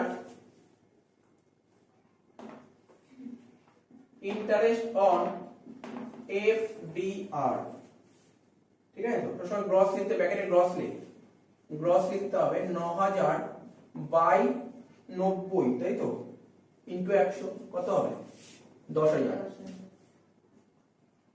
তো ঘাবড়ানোর কিছু নেই হ্যাঁ বল অ্যাকচুয়ালি না আমার একটা ঘর করলেই হতো ফালতু কেন দুটো ঘর করেছি দরকার ছিল না কি করবি তুই ইনারে লিখবি 9000 মানে ওই ইনারে লিখবি 9000 প্লাস অ্যাড করবি 1000 করে বাইরে 10000 কি দরকার আমি একবারে করলেও তো সমস্যা নেই কোনো কি বললো বুঝতে পারছিস তো আচ্ছা না ওই একটা পয়েন্ট শোন নেক্সট বলছে কি ইন্টারেস্ট ইনকাম পোস্ট অফিস এটা ভালো পয়েন্ট দিয়েছে এই পয়েন্টটা ইম্পর্টেন্ট পয়েন্ট খুব তুই যে সিইউ যে ইউনিভার্সিটিতে যে অঙ্কগুলো এসছে এই পয়েন্ট অনেকবার এসছে, এই পয়েন্টটা particular interest on post office savings bank account. এই পড়ানো শুরু করার আগে বলছিলাম পোস্ট অফিসে অনেকে টাকা তো পোস্ট অফিসে অনেকে অ্যাকাউন্ট খোলে, সেভিংস অ্যাকাউন্ট খোলে, পোস্ট অফিসে অনেকে সেভিংস অ্যাকাউন্ট খোলে, তো সেভিংসে টাকা রাখলে সেখান থেকে ইন্টারেস্ট হবে।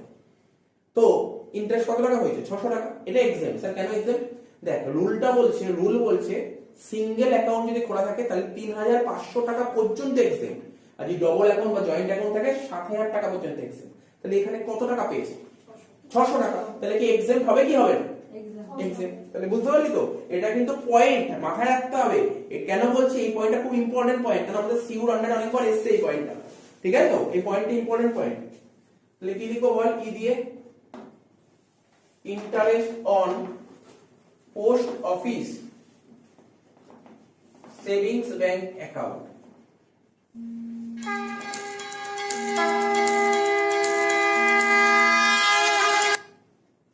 ঠিক আছে, interest on post office savings bank account. হ্যাঁ লিখবো সব লিখবো, যেভাবে লিখছি সেইভাবে লিখবি। লিখ ইজ ব্র্যাকেটে লিখ exempted under section 10 subsection 15 লিখতেই হবে। স্যার কেন? দেখ না আমি লিখে দিচ্ছি। আমি রুলটা কি বললাম মনে আছে? রুল 3500 একটা রুল বললাম না? আমি রুল লিখলামই না 3500 রুল, আমাকে কখনো কাটবে না, ফুল মার্কস দেবে। কেন? 10 15 লিখে দিই, যা কিচ্ছু বলবে না, জানতেই চাইবে না কেন? কারণ 10 15 এ ওরা ভালো মতো বুঝে যাবে যে না এর স্টুডেন্টটা পড়ে এসেছে, জানে এক্সেপ্টেড কেন 10 15 এই কথা বলা আছে। তো সুতরাং সেকশনটা দিয়ে দিলাম, বুঝতে পারলি তো? কিছু কিছু সেকশন তোরা আন্ডারলাইন করবি, সব সেকশন মুখস্থ করতে হবে না, কিছু কিছু সেকশন মুখস্থ কর, কিছু কিছু সেকশন, ঠিক আছে তো? কিছু কিছু অর্থাৎ যেগুলো এক্সামিনেট হয় সেগুলো তোরা মুখস্থ করিস, ঠিক আছে? কেন কেন মুখস্থ করবি? দেখ না পরীক্ষা তো আসতেই পারে, কতগুলো এক্সামটেড ইনকামের নাম লেখো, তার মানে তুই একটা পয়েন্ট তো পেয়ে গেছিস, তাই না? এইগুলো তুই অঙ্ক, তুই দেখ না আমরা যখন বছরের শুরুতে আরম্ভ করলাম ওখানে এক্সামটেড ইনকামের নাম লিখে দিয়েছিলাম কয়েকটা। এবার এতদিন তোর ট্যাক্স মডেল শেষের দিকে তুই কতগুলো এক্সামটেড ইনকাম পেয়ে গেলি, একটা নোট করতেই পারিস নিজের মতন করে, বুঝতে পারছিস তো? তো কি লিখবো বল? এটা নিয়ে হয়ে গেল। নেক্সট এফ কি বলেছে? পড়। বলছে ইন্টারেস্ট অন গভর্নমেন্ট সিকিউরিটিজ, ঠিক আছে? কত ইন্টারেস্ট অন গভর্নমেন্ট সিকিউরিটিজ কত বলেছে? 1200 টাকা লিখে দে। এটা কিন্তু ফুললি ট্যাক্সেবল, এখানে কোনো সমস্যা নেই। আর এটা দেখ তোদের একটু সমস্যা ক্রিয়েট হচ্ছে, কেন ক্রিয়েট হচ্ছে? ইন্টারেস্টের উপর একটা ভিডিও দিয়েছি, মানে ওর মধ্যেই আছে ইন্টারেস্টটা, তাহলে দেখে নিবি কোন কোন ইন্টারেস্ট ফুললি ট্যাক্সেবল। অ্যাকচুয়ালি যে ইন্টারেস্ট ইনকাম হয় না, কিছু হয় ফুললি ট্যাক্সেবল, কিছু হয় পার্টলি ট্যাক্সেবল, আর কিছু হয় এক্সেম্পটেড, ঠিক আছে তো? পুরো চার্ট করে দিয়েছি, একবার পড়লেই হয়ে যাবে, বুঝতে পারলি তো? তাহলে কি বললাম বল? Interest on government securities.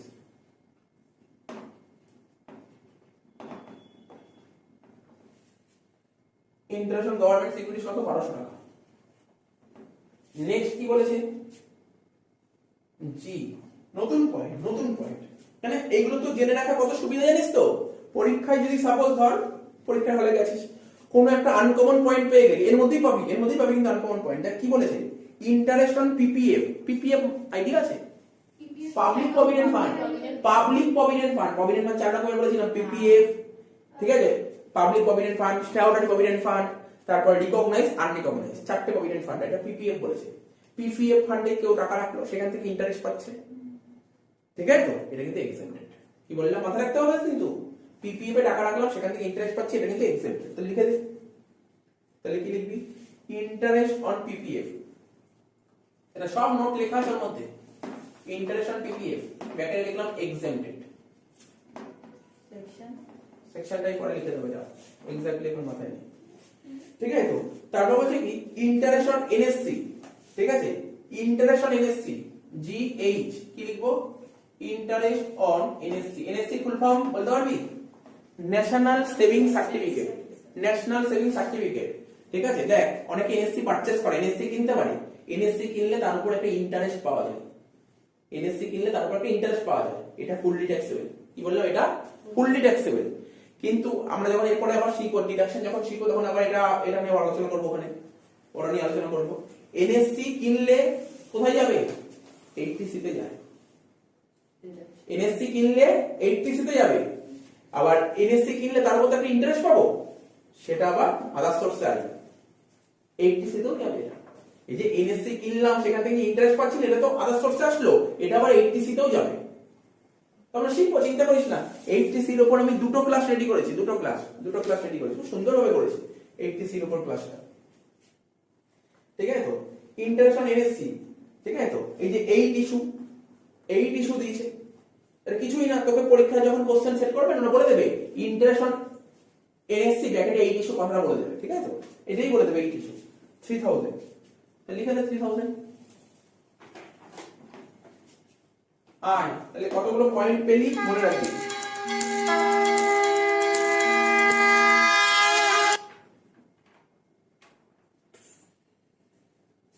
তারপর বলেছে কি ডিভিডেন্ড ফ্রম এ লিমিটেড, বলেছে ফরেন কোম্পানি 8000 টাকা, তাই তো? ফরেন কোম্পানি থেকে তুই ডিভিডেন্ড পাচ্ছিস, তাহলে বুঝতেই পারছিস কি হবে, ট্যাক্সেবল।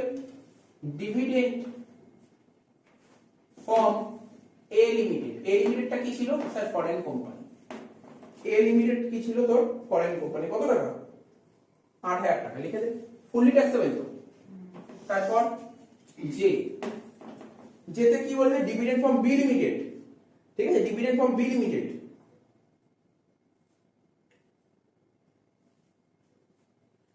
এবার তোরা ঘাবড়ে গেলি তাই না? ডিভিডেন্ড ফ্রম বি লিমিটেড বলেছে। আচ্ছা কোন কোম্পানি বলেছে? এটা ইন্ডিয়ান কোম্পানি না ফরেন কোম্পানি? যাই হোক ফুললি ট্যাক্সেবলই হবে। তুই যদি ইন্ডিয়ান কোম্পানি ধরিস তাও ফুললি ট্যাক্সেবল, ফরেন কোম্পানি হলো fully taxable. Dividend from B limited কত টাকা? 1800 টাকা। নেক্সট কি বলেছে? Income from lottery. কি রে, তোরা তো জানিস তো ইনকাম ফ্রম লটারি কি বলেছে? ইনকাম ফ্রম লটারি কত টাকা বলেছে? 20000 টাকা। এখানে কিন্তু কি তোরা কি একটু বেশি কোশ্চেন করার চেষ্টা, নিজের মনে কি কোনো কোশ্চেন আছে? কোশ্চেন করার দরকার নেই, পার্সেন্টেজ তো দেয়নি, আর এখানে তো বলেনি গ্রস নেট, কিছুই বলেনি। কেন তুই কেন ঝামেলায় যাবি? ঠিক আছে তো? ঝামেলায় গেলে তোকে অনেক কিছু অ্যাজাম্পশন করতে হবে, দরকার কি আমার? ইনকাম ফ্রম লটারি 20000 টাকা, লিখে দে।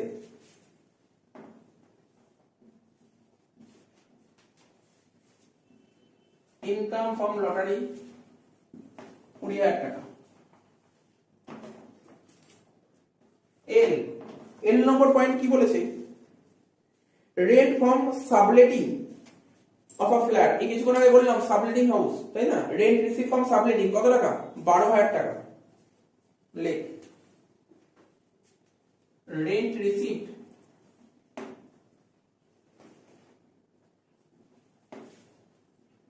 ফ্রম সাবলেটিং 12000 টাকা, কিনারে লিখলাম, ঠিক আছে তো? এবার বলছে কি রেন্ট পেড টু ল্যান্ডলর্ড, ল্যান্ডলর্ডকে কত দিয়েছি আমি? 6000 টাকা। তাহলে ক্লেস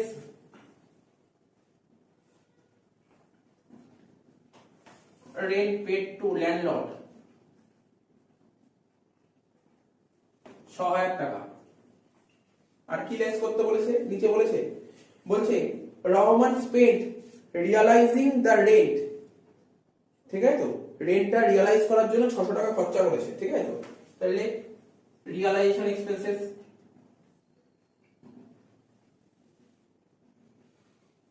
600 টাকা। হি হ্যাড অলসো স্পেন্ড 10000 টাকা for the purchase of lottery ticket and receive the price of one ticket, ঠিক আছে তো? দেখ লাস্ট পয়েন্টটা পর, যদিও এই পয়েন্টের কোনো মানে নেই, আসবে না এখানে, বলে দিচ্ছি। ও তো লটারি থেকে 20000 টাকা জিতেছে, এবার বলেছে সে এই লটারি থেকে জেতার জন্য ওকে লটারির টিকিট কিনতে হয়েছিল। তো লটারির টিকিট কিনেছে, 10000 টাকা দিয়ে লটারি টিকিট কিনেছে। আমি বলেছিলাম কি, আরে গভর্নমেন্ট কি বলে, তুমি লটারি থেকে টাকা কামিয়ে যাবে, বড় কথা। তুমি কোনো এক্সামশন পাবে না, লটারির টিকিট কিনতে গিয়ে কোনো খরচা করো তার এক্সামশন পাবে না। আমি আগে বলেছিলাম তো, তাহলে এটা কোনো আসবে না, ঠিক আছে? 12,000 থেকে 6,600 বাদ দিলে 6000, 6,000 থেকে 600 বাদ দিলে 5400, শেষ। এখানে আমি কেন অঙ্ক করলাম এই অঙ্কটা, এত বড় অঙ্ক ইচ্ছা করে করলাম, পয়েন্ট গুলো নিয়ে আসছিল, পয়েন্ট গুলো নতুন নতুন অনেক পয়েন্ট বেরিয়ে আসলো। 67,400, এটা হয়ে গেল ইনকাম ফ্রম আদার সোর্সেস, শেষ অঙ্কটা, ঠিক আছে? তো শেষ হয়ে গেল, চ্যাপ্টারটাও শেষ হয়ে গেল।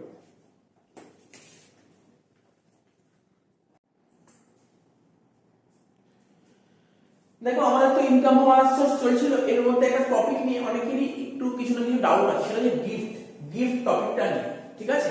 তো আমি এখন গিফট টপিকটা নিয়ে ঠিক ততটুকুই আলোচনা করব যেটা তোমাদের বিকম এর জন্য, সে অনার্স হোক বা জেনারেল হোক, যতটা জানার দরকার ঠিক ততটাই বলবো। আমি কখনোই বলবো না যে এইটুকুই গিফটের মধ্যে, রুলের মধ্যে এইটুকুই আছে, আমি এটা কখনো বলবো না। গিফটের মধ্যে আরো অনেক কিছু আছে, সেটা কারণ আর 10 দিন পর পরীক্ষা, আমাদের এত ডিটেলস জানার দরকার নেই, ঠিক আছে? তো ঠিক আছে, কোনো সমস্যা নেই। আমরা এমনি ক্লাসে গিফটের উপর বেস করে অনেক অঙ্ক করিয়েছি, ঠিক আছে? এবং কিছু কিছু অঙ্ক সেই নোট থেকে বলে দিচ্ছি। আমি বলেছি যে এই টাইপের অঙ্কগুলো সিএ বা সিএমএ জাতীয় প্রফেশনাল কোর্সে এরকম গিফটের অঙ্ক আসতে পারে, ঠিক আছে? তো এত ডিটেলস জানার দরকার নেই, শুধু আমাদের বিকম অনার্স বা জেনারেল ওরিয়েন্টেড যেরকম টাইপের কোশ্চেন আসতে পারে গিফট থেকে, ঠিক সেটুকুই বলে দিচ্ছি, ঠিক আছে? তো গিফট নিয়ে অনেকেই ডাউট আছে, আমি বারবার বলছি আমাদের বিকম ওরিয়েন্টেড যেটুকু আসতে পারে সেটুকু বলে দিচ্ছি, ঠিক আছে?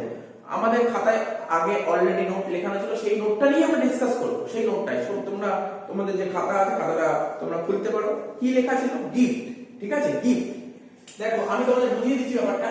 গিফটটা তোমরা ক্যাশেও পেতে পারো, আবার কাইন্ডসও পেতে পারো। কাইন্ডস, স্যার কাইন্ডস মানে অনেক বুঝিয়েছি ট্যাক্সে কাইন্ডস জিনিসটা কি, কাইন্ডসটা কি। দেখো তুমি কারো থেকে গিফট পেলে, আইফোন গিফট পেতেই পারো, তুমি একটা সোনার চেন গিফট পেতে পারো, ঠিক আছে? তো বিভিন্ন টাইপের গিফট পেতে পারো। তুমি একটা পেন গিফট পেতে পারো, ভালো দামি পেন, তো কোনো একটা ভালো পেন গিফট পেতে পারো, বিভিন্ন জিনিস গিফট পেতে পারো। সেই জিনিসটা নিয়ে এখন আমরা আলোচনা করব। তোমরা দেখো ক্যাশ গিফটের কি নিয়ম কানুন আছে আর কাইন্ড গিফটের কি নিয়ম কানুন আছে এটা দেখো। এবার দেখো ফর্ম, এখানে একটা কলাম করব ফর্ম, মানে কার থেকে গিফট পাচ্ছি, কার থেকে গিফটটা পাচ্ছি, কার থেকে, ঠিক আছে? ধরো প্রথমেই লেখা আছে, ধরো প্রথমে আমি লিখছি এমপ্লয়ার, এমপ্লয়ার থেকে গিফট পেলে তার নিয়ম কানুনটা কি, বুঝো ব্যাপারটা বুঝো। এমপ্লয়ার, আরে আমি যেখানে চাকরি করি সে মালিক আমাকে গিফট করেছে, কি গিফট করে? ক্যাশ গিফট করেছে নাকি কাইন্ড গিফট করেছে? যদি ক্যাশ গিফট করে তার নিয়মটা কি, কাইন্ড গিফট করে তার নিয়মটা কি? তবে এগুলো আমরা আগেও বলেছি, ক্যাশ গিফট করলে মালিক যদি আমাকে ক্যাশ টাকা গিফট করে তাহলে কি হবে? Fully taxable. কি লিখলাম? Fully taxable. স্যার যদি কাইন্ড গিফট করে, এটা আমরা আগেও বলেছি, কাইন্ড গিফট করলে কি হয়? Up to 5000, up to rupees 5000, ঠিক আছে? 5000 টাকা অবধি, আপ টু রুপিস 5000 এক্সেম্পট, ঠিক আছে? আর above rupees 5000 fully taxable, fully taxable. Sir কোথায় ট্যাক্সেবল হবে? আমরা তো জানি, আমাদের তো হেডস অফ ইনকাম 5টা হেড আছে, তাই না? একটা স্যালারি আছে, একটা হাউস প্রপার্টি আছে, একটা পিজিইপি আছে, একটা ক্যাপিটাল গেইন আছে, একটা আদার্স আছে। কোন হেডে কি ট্যাক্সেবল হবে? এটা চলে যাবে ইনকাম ফ্রম স্যালারি, আইএফএস লিখলাম, ইনকাম ফ্রম স্যালারি। তাহলে কি বুঝতে পারলে? স্যার বুঝতে পারলাম মালিকের থেকে গিফট পেতে পারি, আমরা ক্যাশ টাকাও গিফট পেতে পারি, কাইন্ডও গিফট পেতে পারি, কাইন্ডও গিফট পেতে পারি, ঠিক আছে? তো যদি ক্যাশ টাকা গিফট পাই তাহলে পুরোটাই ট্যাক্সেবল, ঠিক আছে? কি বললাম? Fully taxable. ক্যাশ টাকা গিফট পেলে ফুললি ট্যাক্সেবল। আর যদি কাইন্ড গিফট পাই 5000 টাকা পর্যন্ত গিফট এক্সেম্পট, আর 5000 টাকার যদি বেশি গিফট পাই তাহলে 6000 7000 যদি গিফট পাই 5000 টাকার বেশি, তাহলে পুরো টাকাটাই ট্যাক্সেবল হয়ে গেল। নেক্সট কি? নেক্সট পয়েন্টটা তোমাদের দেখাচ্ছি, দেখো সিসি, সিসিডিসি, সিসিডিসি এদের থেকে গিফট পেলে কি হবে? সিসিডিসি থেকে গিফট পেলে কি হবে? সিসিডিসি, সিসিডিসি বলবো, সিসিডিসি ফুল ফর্ম বলবো। সিসিডিসি থেকে গিফট পেলে কি হবে? সিসিডিসি থেকে যদি গিফট পাও, ক্যাশ টাকা যদি গিফট পাও তাহলে ফুললি ট্যাক্সেবল, ঠিক আছে? Fully taxable. সিসিডিসি থেকে যদি তুমি ক্যাশ টাকা গিফট পাও তাহলে ফুললি ট্যাক্সেবল। কিন্তু যদি ক্যাশ টাকা গিফট না পেয়ে যদি কাইন্ড গিফট পাও তাহলে এটাও কি হবে? ফুললি ট্যাক্সেবল, এটাও হবে ফুললি ট্যাক্সেবল। কিন্তু প্রশ্ন হলো কোথায় গিয়ে ট্যাক্সেবল হবে? পিজিডিপি, পিজিডিপি কোথায় গিয়ে ট্যাক্সেবল হবে? পিজিডিপি। তাহলে কি বললাম? স্যার বুঝতে পেরেছি সিসিডিসি থেকে যদি গিফট পাই, ক্যাশ গিফট পাই বা কাইন্ড গিফট পাই পুরোটাই ট্যাক্সেবল। কিন্তু সিসিডিসি টাই তো বুঝতে পারছি না, সিসিডিসি এর ফুল ফর্ম বলো। আরে সি ফর কাস্টমার, ঠিক আছে? C for customer, C for creditors, D for debtor, আর সি ফর ক্লায়েন্ট। আমি লিখে দিচ্ছি সব মানে, আমি সব মানে লিখে দিচ্ছি। কি বললাম? আমি বললাম একটা কাস্টমার ক্লায়েন্ট, কাস্টমার ক্লায়েন্ট, ঠিক আছে? ক্রেডিটরস আর ডেটার্স, ঠিক আছে? তাহলে এদের থেকে যদি তুমি গিফট পাও সেটা ক্যাশও পেতে পারো আর কাইন্ডও পেতে পারো, যাই পাও না কেন ফুললি ট্যাক্সেবল। কোথায় কি ট্যাক্সেবল? স্যার পিজিইপি। হয়ে গেল। নেক্সট পয়েন্ট কি? এটা খুব ভাইটাল। তাহলে এটা একটা হলো, এরপরটা লিখছি, হ্যাঁ? ইনহেরিটেন্স, লেখো ইনহেরিটেন্স। আমি আশা করছি ইনহেরিটেন্স মানে তোমরা সবাই জানো, ঠিক আছে? মানে কি বলবো? পূর্বাধিকার, মানে উত্তরাধিকার বলে না যে পেয়েছো, ঠিক আছে? আগের জেনারেশন থেকে তুমি উত্তরাধিকার, তুমি সেই ফ্যামিলি বা সেই বংশের তুমি উত্তরাধিকার, তাহলে তুমি আগে থেকে পেয়েছো টাকা, উত্তরাধিকার সূত্রে যদি কোনো কিছু পাওয়া যায় এটাকে বলে ইনহেরিটেন্স। ঠিক আছে, ইনহেরিটেন্স। ঠিক আছে, তো তো বুঝতেই পারছো, ধরো বোঝার চেষ্টা করো, তোমার আগের জেনারেশনের কিছু জিনিস তুমিই পাবে, তুমি তো আর কেউ নেই, এটা হচ্ছে ইনহেরিটেন্স। ঠিক আছে, নেক্সট কি বলছে, ম্যারেজ। স্টার মারছি, ম্যারেজটা তোমরা সবাই স্টার মারতে পারো, ম্যারেজ, ম্যারেজ, এই স্টার মারলাম ম্যারেজ। ঠিক আছে, ইনহেরিটেন্স, ম্যারেজ, আর কি হতে পারে, আর কি হতে পারে, ইউনিভার্সিটি, অনেকে ইউনিভার্সিটি থেকেও গিফট পায়, ভালো রেজাল্ট করলো তো ইউনিভার্সিটি থেকে ভালো কিছু গিফট দিতে পারে। ঠিক আছে, ইউনিভার্সিটি। রিলেটিভ, রিলেটিভ লিখছি, রিলেটিভ, রিলেটিভটা স্টার মারো, এটা নিয়ে আমরা ডিটেইলস আলোচনা করব, রিলেটিভের মধ্যে কারা কারা পড়ে, এগুলো সব আগে বোঝানো আছে, তবু অনেকে ডাউট হচ্ছে, তাই আরেকবার আমি বলে দিচ্ছি, আরেকবার বলে দিচ্ছি। ঠিক আছে, রিলেটিভ। ঠিক আছে, তারপর charitable trust, charitable trust, charitable trust, charitable trust থেকে তুমি গিফট পেতে পারো। তারপর কি আছে, লোকাল অথরিটি, লোকাল অথরিটি আমরা জানি আমাদের যেমন Kolkata municipal corporation, south Dum Dum municipality, এগুলো তো লোকাল অথরিটি না, তো এদের থেকে যদি তুমি কোনো গিফট পাও, লোকাল অথরিটি, লোকাল অথরিটি। ঠিক আছে, তাহলে কি কি বললাম, inheritance, marriage, university, relative, charitable trust, আর কি লোকাল অথরিটি। এইগুলোর মধ্যে স্টার মেরেছে কোনটা, স্যার স্টার মেরেছে ম্যারেজ আর হচ্ছে রিলেটিভ। এই দুটো মাথায় রাখো, এই দুটো মাথায় রাখো, এই দুটো তোমাদের মাথায় রাখতে হবে। এদের থেকে যদি গিফট পাও, এই এদের এই এতগুলো, ইনহেরিটেন্স, ম্যারেজ, রিলেটিভ, ঠিক আছে, লোকাল অথরিটি, ইউনিভার্সিটি, তারপর তোমার চ্যারিটেবল ট্রাস্ট, এদের থেকে যদি গিফট পাও তাহলে কি হবে, ক্যাশ গিফট পেলে কি হবে আর কাইন্ড পেলে কি হবে। ক্যাশ যদি গিফট পাও তাহলে হবে ফুললি এক্সেম্ট, ক্যাশ গিফট পেলে হবে ফুললি এক্সেম্ট, কোথায়, IFOS, income from other source. ঠিক আছে, স্যার যদি কাইন্ড গিফট পাই সেক্ষেত্রেও ফুললি এক্সেম্ট, সেক্ষেত্রেও ফুললি এক্সেম্ট। ঠিক আছে, IFOS। আমি এটা রুল বলছি, রুল, নিজের কোনো রুল না, এটা রুল, যেটা ইনকাম ট্যাক্সে তুমি সাইডে যদি দেখতে চাও, এই যে তুমি ইনকাম ট্যাক্স, তুমি অনলাইন চলে যাও, অনলাইনে গিয়ে দেখো এই সেকশন সার্চ করে দেবে, এই পয়েন্টগুলো সব লেখা আছে। হ্যাঁ, ওটা হয়তো ডিটেইলসে বড় করে লেখা আছে, ওটাকে ছোট করে এটা দাঁড়ায়। একটা স্টুডেন্ট বলছে যে স্যার আপনি একটা অঙ্ক বানিয়েছেন, ম্যারেজ গিফট ছিল ওখানে, ম্যারেজ গিফট ছিল, তো আপনি এটা ভুল বানিয়েছেন। দেখো না, নিজের চোখের সামনে দেখো, ম্যারেজ গিফট কি লেখা আছে, ম্যারেজ। ঠিক আছে, ম্যারেজ পারপাসে যদি তুমি গিফট পাও, ম্যারেজের জন্য যদি তুমি গিফট পাও, সে ম্যারেজ গিফট কার কাছ থেকে পেতে পারো, তুমি যার কারোর কাছ থেকে, ম্যারেজ, ম্যারেজ হচ্ছে যে কোনো লোকের থেকে গিফট পেতে পারো, সে তুমি তোমার ফ্রেন্ডের থেকে গিফট পেতে পারো, তুমি রিলেটিভের থেকে গিফট পেতে পারো, তুমি ম্যারেজ গিফট যদি থাকে ফুললি এক্সেপ্ট, ফুললি এক্সেপ্ট। ওপরে কোশ্চেন এখানে কি 50,000 কি সব হাবিজাবি কথা বলেছে অনেকে, 50,000 করে ম্যাটারই করে না, এখানে 50,000 main target marriage gift, marriage gift কিন্তু এক্সেপ্ট, এটা মাথার মধ্যে ঢুকিয়ে নাও, ম্যারেজ গিফট এক্সেপ্ট, কারণ এই অঙ্কটা ঠিক করানো ছিল, ম্যারেজ গিফট কিন্তু এক্সেপ্ট। ঠিক আছে, মাথায় রাখবে, ম্যারেজ গিফট এক্সেপ্ট। আচ্ছা, মাথায় রাখতে গেলে ভুললে চলবে না, এটা ভুললে চলবে না। আর কি আছে, আদার্স, যদি অন্য কোনো কারোর কাছে গিফট পাও, স্যার অন্য কেউ, মানে অন্য কেউ কি, আরে অন্য কেউ কি, আরে বোঝো না, অন্য কেউ কি, অন্য, আদার্স বলতে কাকে বোঝানো হচ্ছে, এখানে তো রিলেটিভ তো অলরেডি চলেই এসেছে, তারপর ইনহেরিটেন্স বলেই দিয়েছি, ঠিক আছে, ইউনিভার্সিটি বলে দিয়েছি, চ্যারিটেবল ট্রাস্ট বলেছি, লোকাল, আরে তুমি ফ্রেন্ডের কথা বলে স্যার করো, ফ্রেন্ডের থেকে কি গিফট পাওয়া যায় না, স্যার ফ্রেন্ডের থেকে তো গিফট পাওয়া যায়। ঠিক আছে, তো ফ্রেন্ডের থেকে যদি তুমি গিফট পাও, ঠিক আছে, ফ্রেন্ডের থেকে যদি গিফট পাও তাহলে সেক্ষেত্রে কি হবে, সেক্ষেত্রে কি হবে, ফ্রেন্ডের থেকে যদি গিফট পাও সেক্ষেত্রে কি হবে। ঠিক আছে, এই ফ্রেন্ডের মধ্যে যে কোনো ফ্রেন্ড আসতে পারে, বয়ফ্রেন্ড, গার্লফ্রেন্ড সবই আসতে পারে। ঠিক আছে, তো ফ্রেন্ডের থেকে গিফট পেলে কি হবে, আপ টু ₹50,000। ঠিক আছে, এটা এরকম।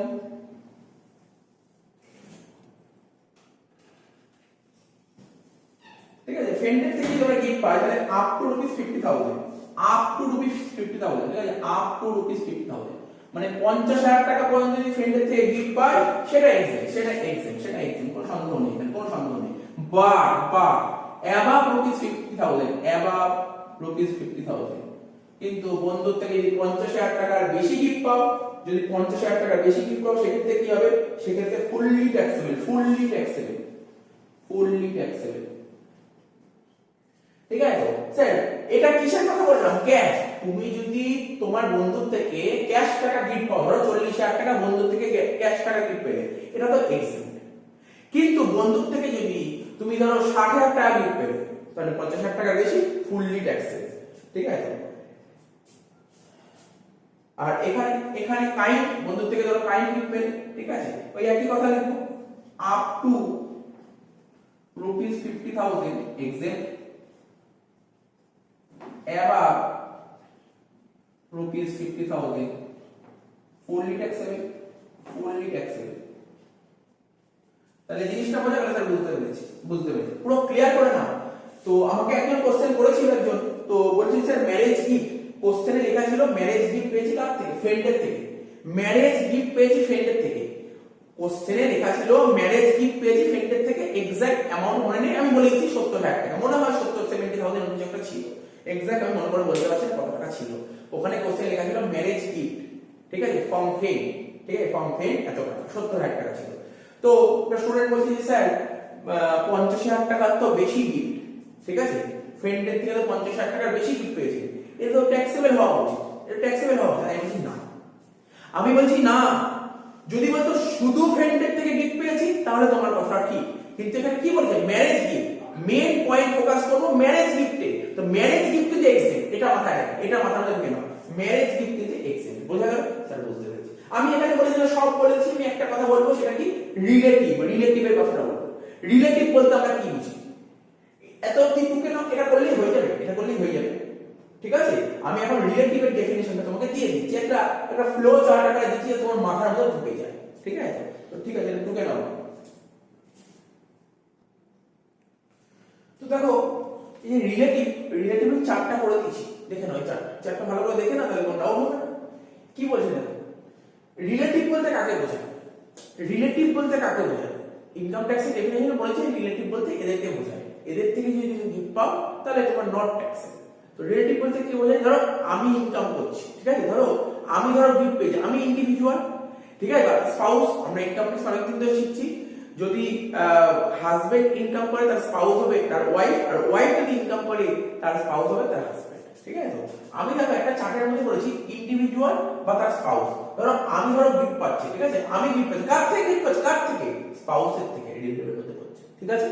এবার কি করেছি দেখো, দেখো এইদিকে বাদার, এইদিকে সিস্টার, মানে ইন্ডিভিজুয়ালের বাদার সিস্টার বা আমি যদি ইন্ডিভিজুয়াল, মানে ইন্ডিভিজুয়াল বাদার সিস্টার মানে আমি আমার কথা বলছি, সাপোজ আমার কথা বলছি, আমি ইন্ডিভিজুয়াল, ঠিক আছে, আমি ইন্ডিভিজুয়াল, আমার ব্রাদার সিস্টার মানে আমার ভাই বোনের থেকে যদি আমি কোনো গিফট পাই, এটা রিলেটিভের মধ্যে পড়ে। বা একটু উল্টো করে যদি স্পাউস, আমার স্পাউস মানে আমার ওয়াইফ, আমার ওয়াইফের ব্রাদার সিস্টার থেকে গিফট পাই,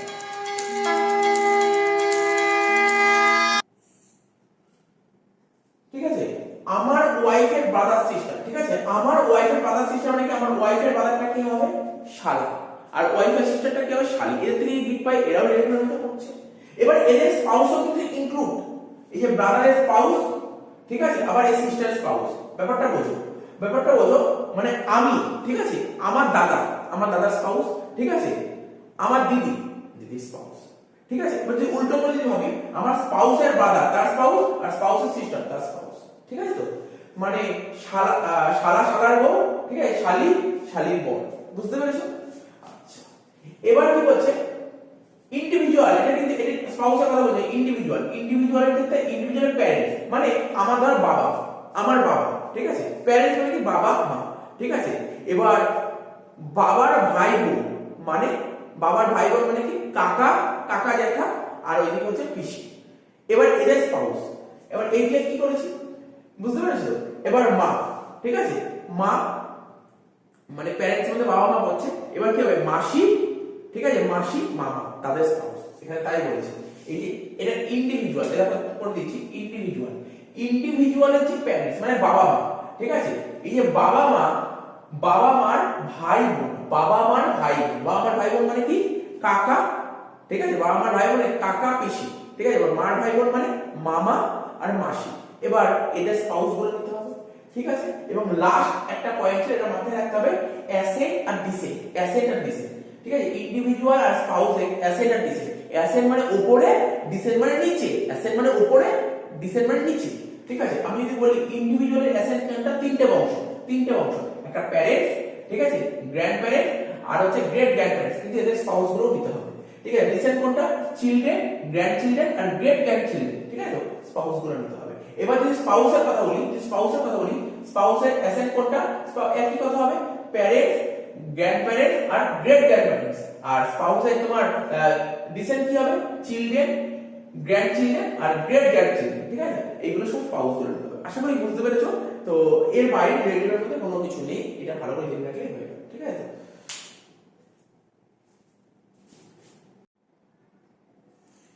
এবার দেখো 2019 সালে 2019 এ বিকম অনার্সে আদার্স সোর্স থেকে একটা অঙ্ক দিল, কোশ্চেনটা পড়ছি। বলছে Imtiaz submit the following particulars of the income and outgoing for the year 21-22। Lottery থেকে বলেছে এত টাকা ইনকাম করেছে, সাবলেটিং থেকে এই বলেছে, ডিভিডেন্ড ফ্রম এবিপিএল লিমিটেড বলেছে, আর কি বলে ডিভিডেন্ড ফ্রম জনসন লিমিটেড। তো দিয়েছে একদম সোজা অঙ্ক দিয়েছে, দেখো আমি করে দিচ্ছি। আগে তো দাগটা কাটতে হবে, কিভাবে করতে হবে। তো লেখো, প্রথমে লেখো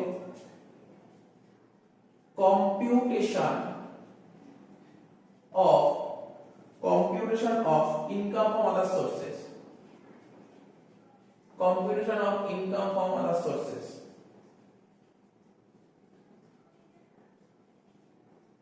ठीक है, of imtiyaz,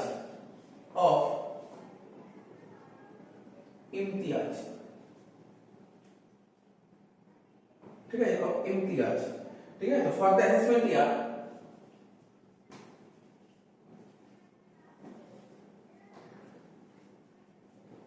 for the assessment year 2022-23 relating to the previous year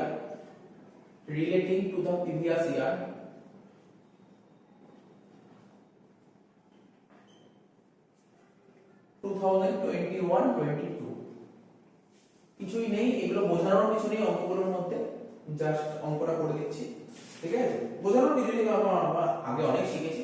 প্রথমে লিখছি income from lottery, income from lottery. তো লটারি থেকে ইনকাম করেছে, দেখো কোশ্চেনে বলে দিয়েছে। তো আমরা জানি লটারি থেকে ইনকাম করলে এর উপর তো ফ্ল্যাট রেট পাবে, 30% ট্যাক্স পাবে। তো তুমি হাতে পেয়েছো কত লটারি থেকে ইনকাম করার পর? হাতে পেয়েছো 84,000, মানে গভর্নমেন্ট 30% ট্যাক্স এটা নেওয়ার পর তুমি হাতে পেয়েছো 84,000। তার মানে এখানে তুমি 84,000 পেয়েছো, 30% ট্যাক্স কাটার পর, মানে তুমি কত পেয়েছো? 129 টাকা কেটে দিয়েছে, 70 পেয়েছো। তাহলে ডিভাইড বাই 70 ইনটু 100, তাহলে কত হবে? 1,20,000 লিখে দাও, 1,20,000, ঠিক আছে? তো হয়ে গেল ইনকাম ফ্রম লটারি। নেক্সট কি বলেছে? রেন্ট ফ্রম সাবলেটিং, লিখো রেন্ট ফ্রম সাবলেটিং, রেন্ট ফ্রম সাবলেটিং কত বলেছে? রেন্ট ফ্রম সাবলেটিং 1,08,000, নিয়ে লিখলাম 1,08,000, ঠিক আছে? এর থেকে লেস করতে হয়। সাবলেট সম্পর্কে তো বোঝা আছে তোমাদের, সাবলেট তো আমরা সবাই জানি। ধরো আমি কারোর কাছ থেকে তার বাড়িটা ভাড়া নিলাম, 5,000 টাকা করে ভাড়া নিলাম, মানে আমি বললাম তোর বাড়িতে থাকবো, 5,000 টাকা করে ভাড়া দেবো। এবার আমি থাকলাম না, আমি আমার কোনো একটা বন্ধুকে থাকতে দিলাম, বন্ধুকে বললাম দে তোর ঘর ভাড়া লাগবে, হ্যাঁ লাগবে। বললো কত করে দেবো? বললাম এবার 7,000 টাকা করে দেবো, থাকবো। তার মানে বন্ধুর থেকে 7,000 টাকা নিয়ে ওই বাড়ির মালিককে 5 দিয়ে দিলাম, লাভ করলাম কত? আমি 2,000 টাকা। এটাই হচ্ছে সাবলেট, ঠিক আছে? সাবলেট আমরা আগে অনেক শিখেছি। তো দেখো রেন্ট ফ্রম সাবলেটিং কত? 1,08,000 দিয়েছে। এবার কি হবে? রেন্ট কালেকশন চার্জেস 1,800 লিখো, এর থেকে মাইনাস করতে হয় রেন্ট কালেকশন চার্জেস কত? 1,800। নেক্সট ইন্স্যুরেন্স প্রিমিয়াম কত দিয়েছে? 4,800, insurance premium 4,800। Next rent paid 84,000, ঠিক আছে?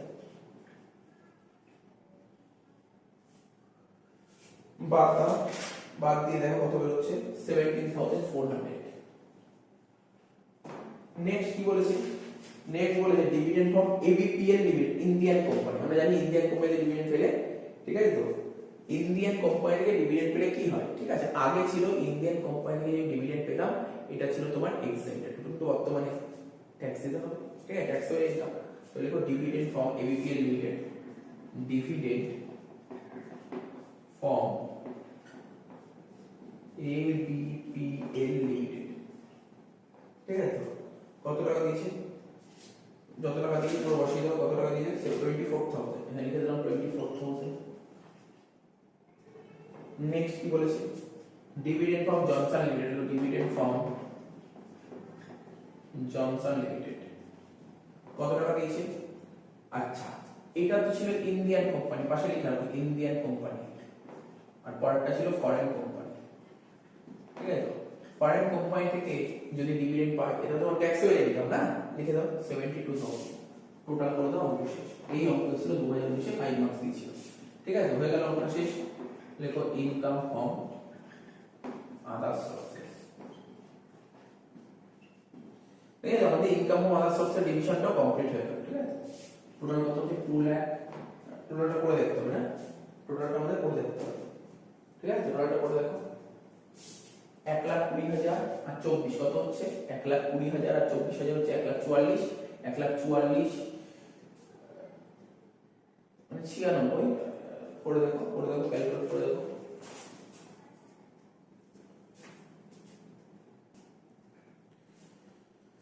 ক্যালকুলেট করে দেখতে হবে, 1,20,000 যোগ 17,400, ঠিক আছে, যোগ 24,000 যোগ 72,000, কত হচ্ছে? 2,33,400, 2,33,400। তাহলে দেখলে তো আমাদের ইনকাম ফ্রম আদার সোর্সটা ডিভিশন কমপ্লিট হয়ে গেল। ঠিক আছে, তার মানে অলরেডি আমরা কি কি ডিভিশন কমপ্লিট করেছি এখন পর্যন্ত? আমরা তোমাদের বলো না, হাউস ওয়ার্কটা কমপ্লিট করে দিয়েছি, স্যালারিটা কমপ্লিট করে দিয়েছি, আদার সোর্স কমপ্লিট করে দিলাম। ঠিক আছে, এবার আমরা সেট অফ ডিভিশনটা আরম্ভ, সেট অফ, তারপর পিজিবি আরম্ভ করবো, পিজিবিও ওইদিকে ডিভিশনটা শেষ হয়ে এসেছে, আপলোড করা হয়নি, শেষ হয়ে এসেছে।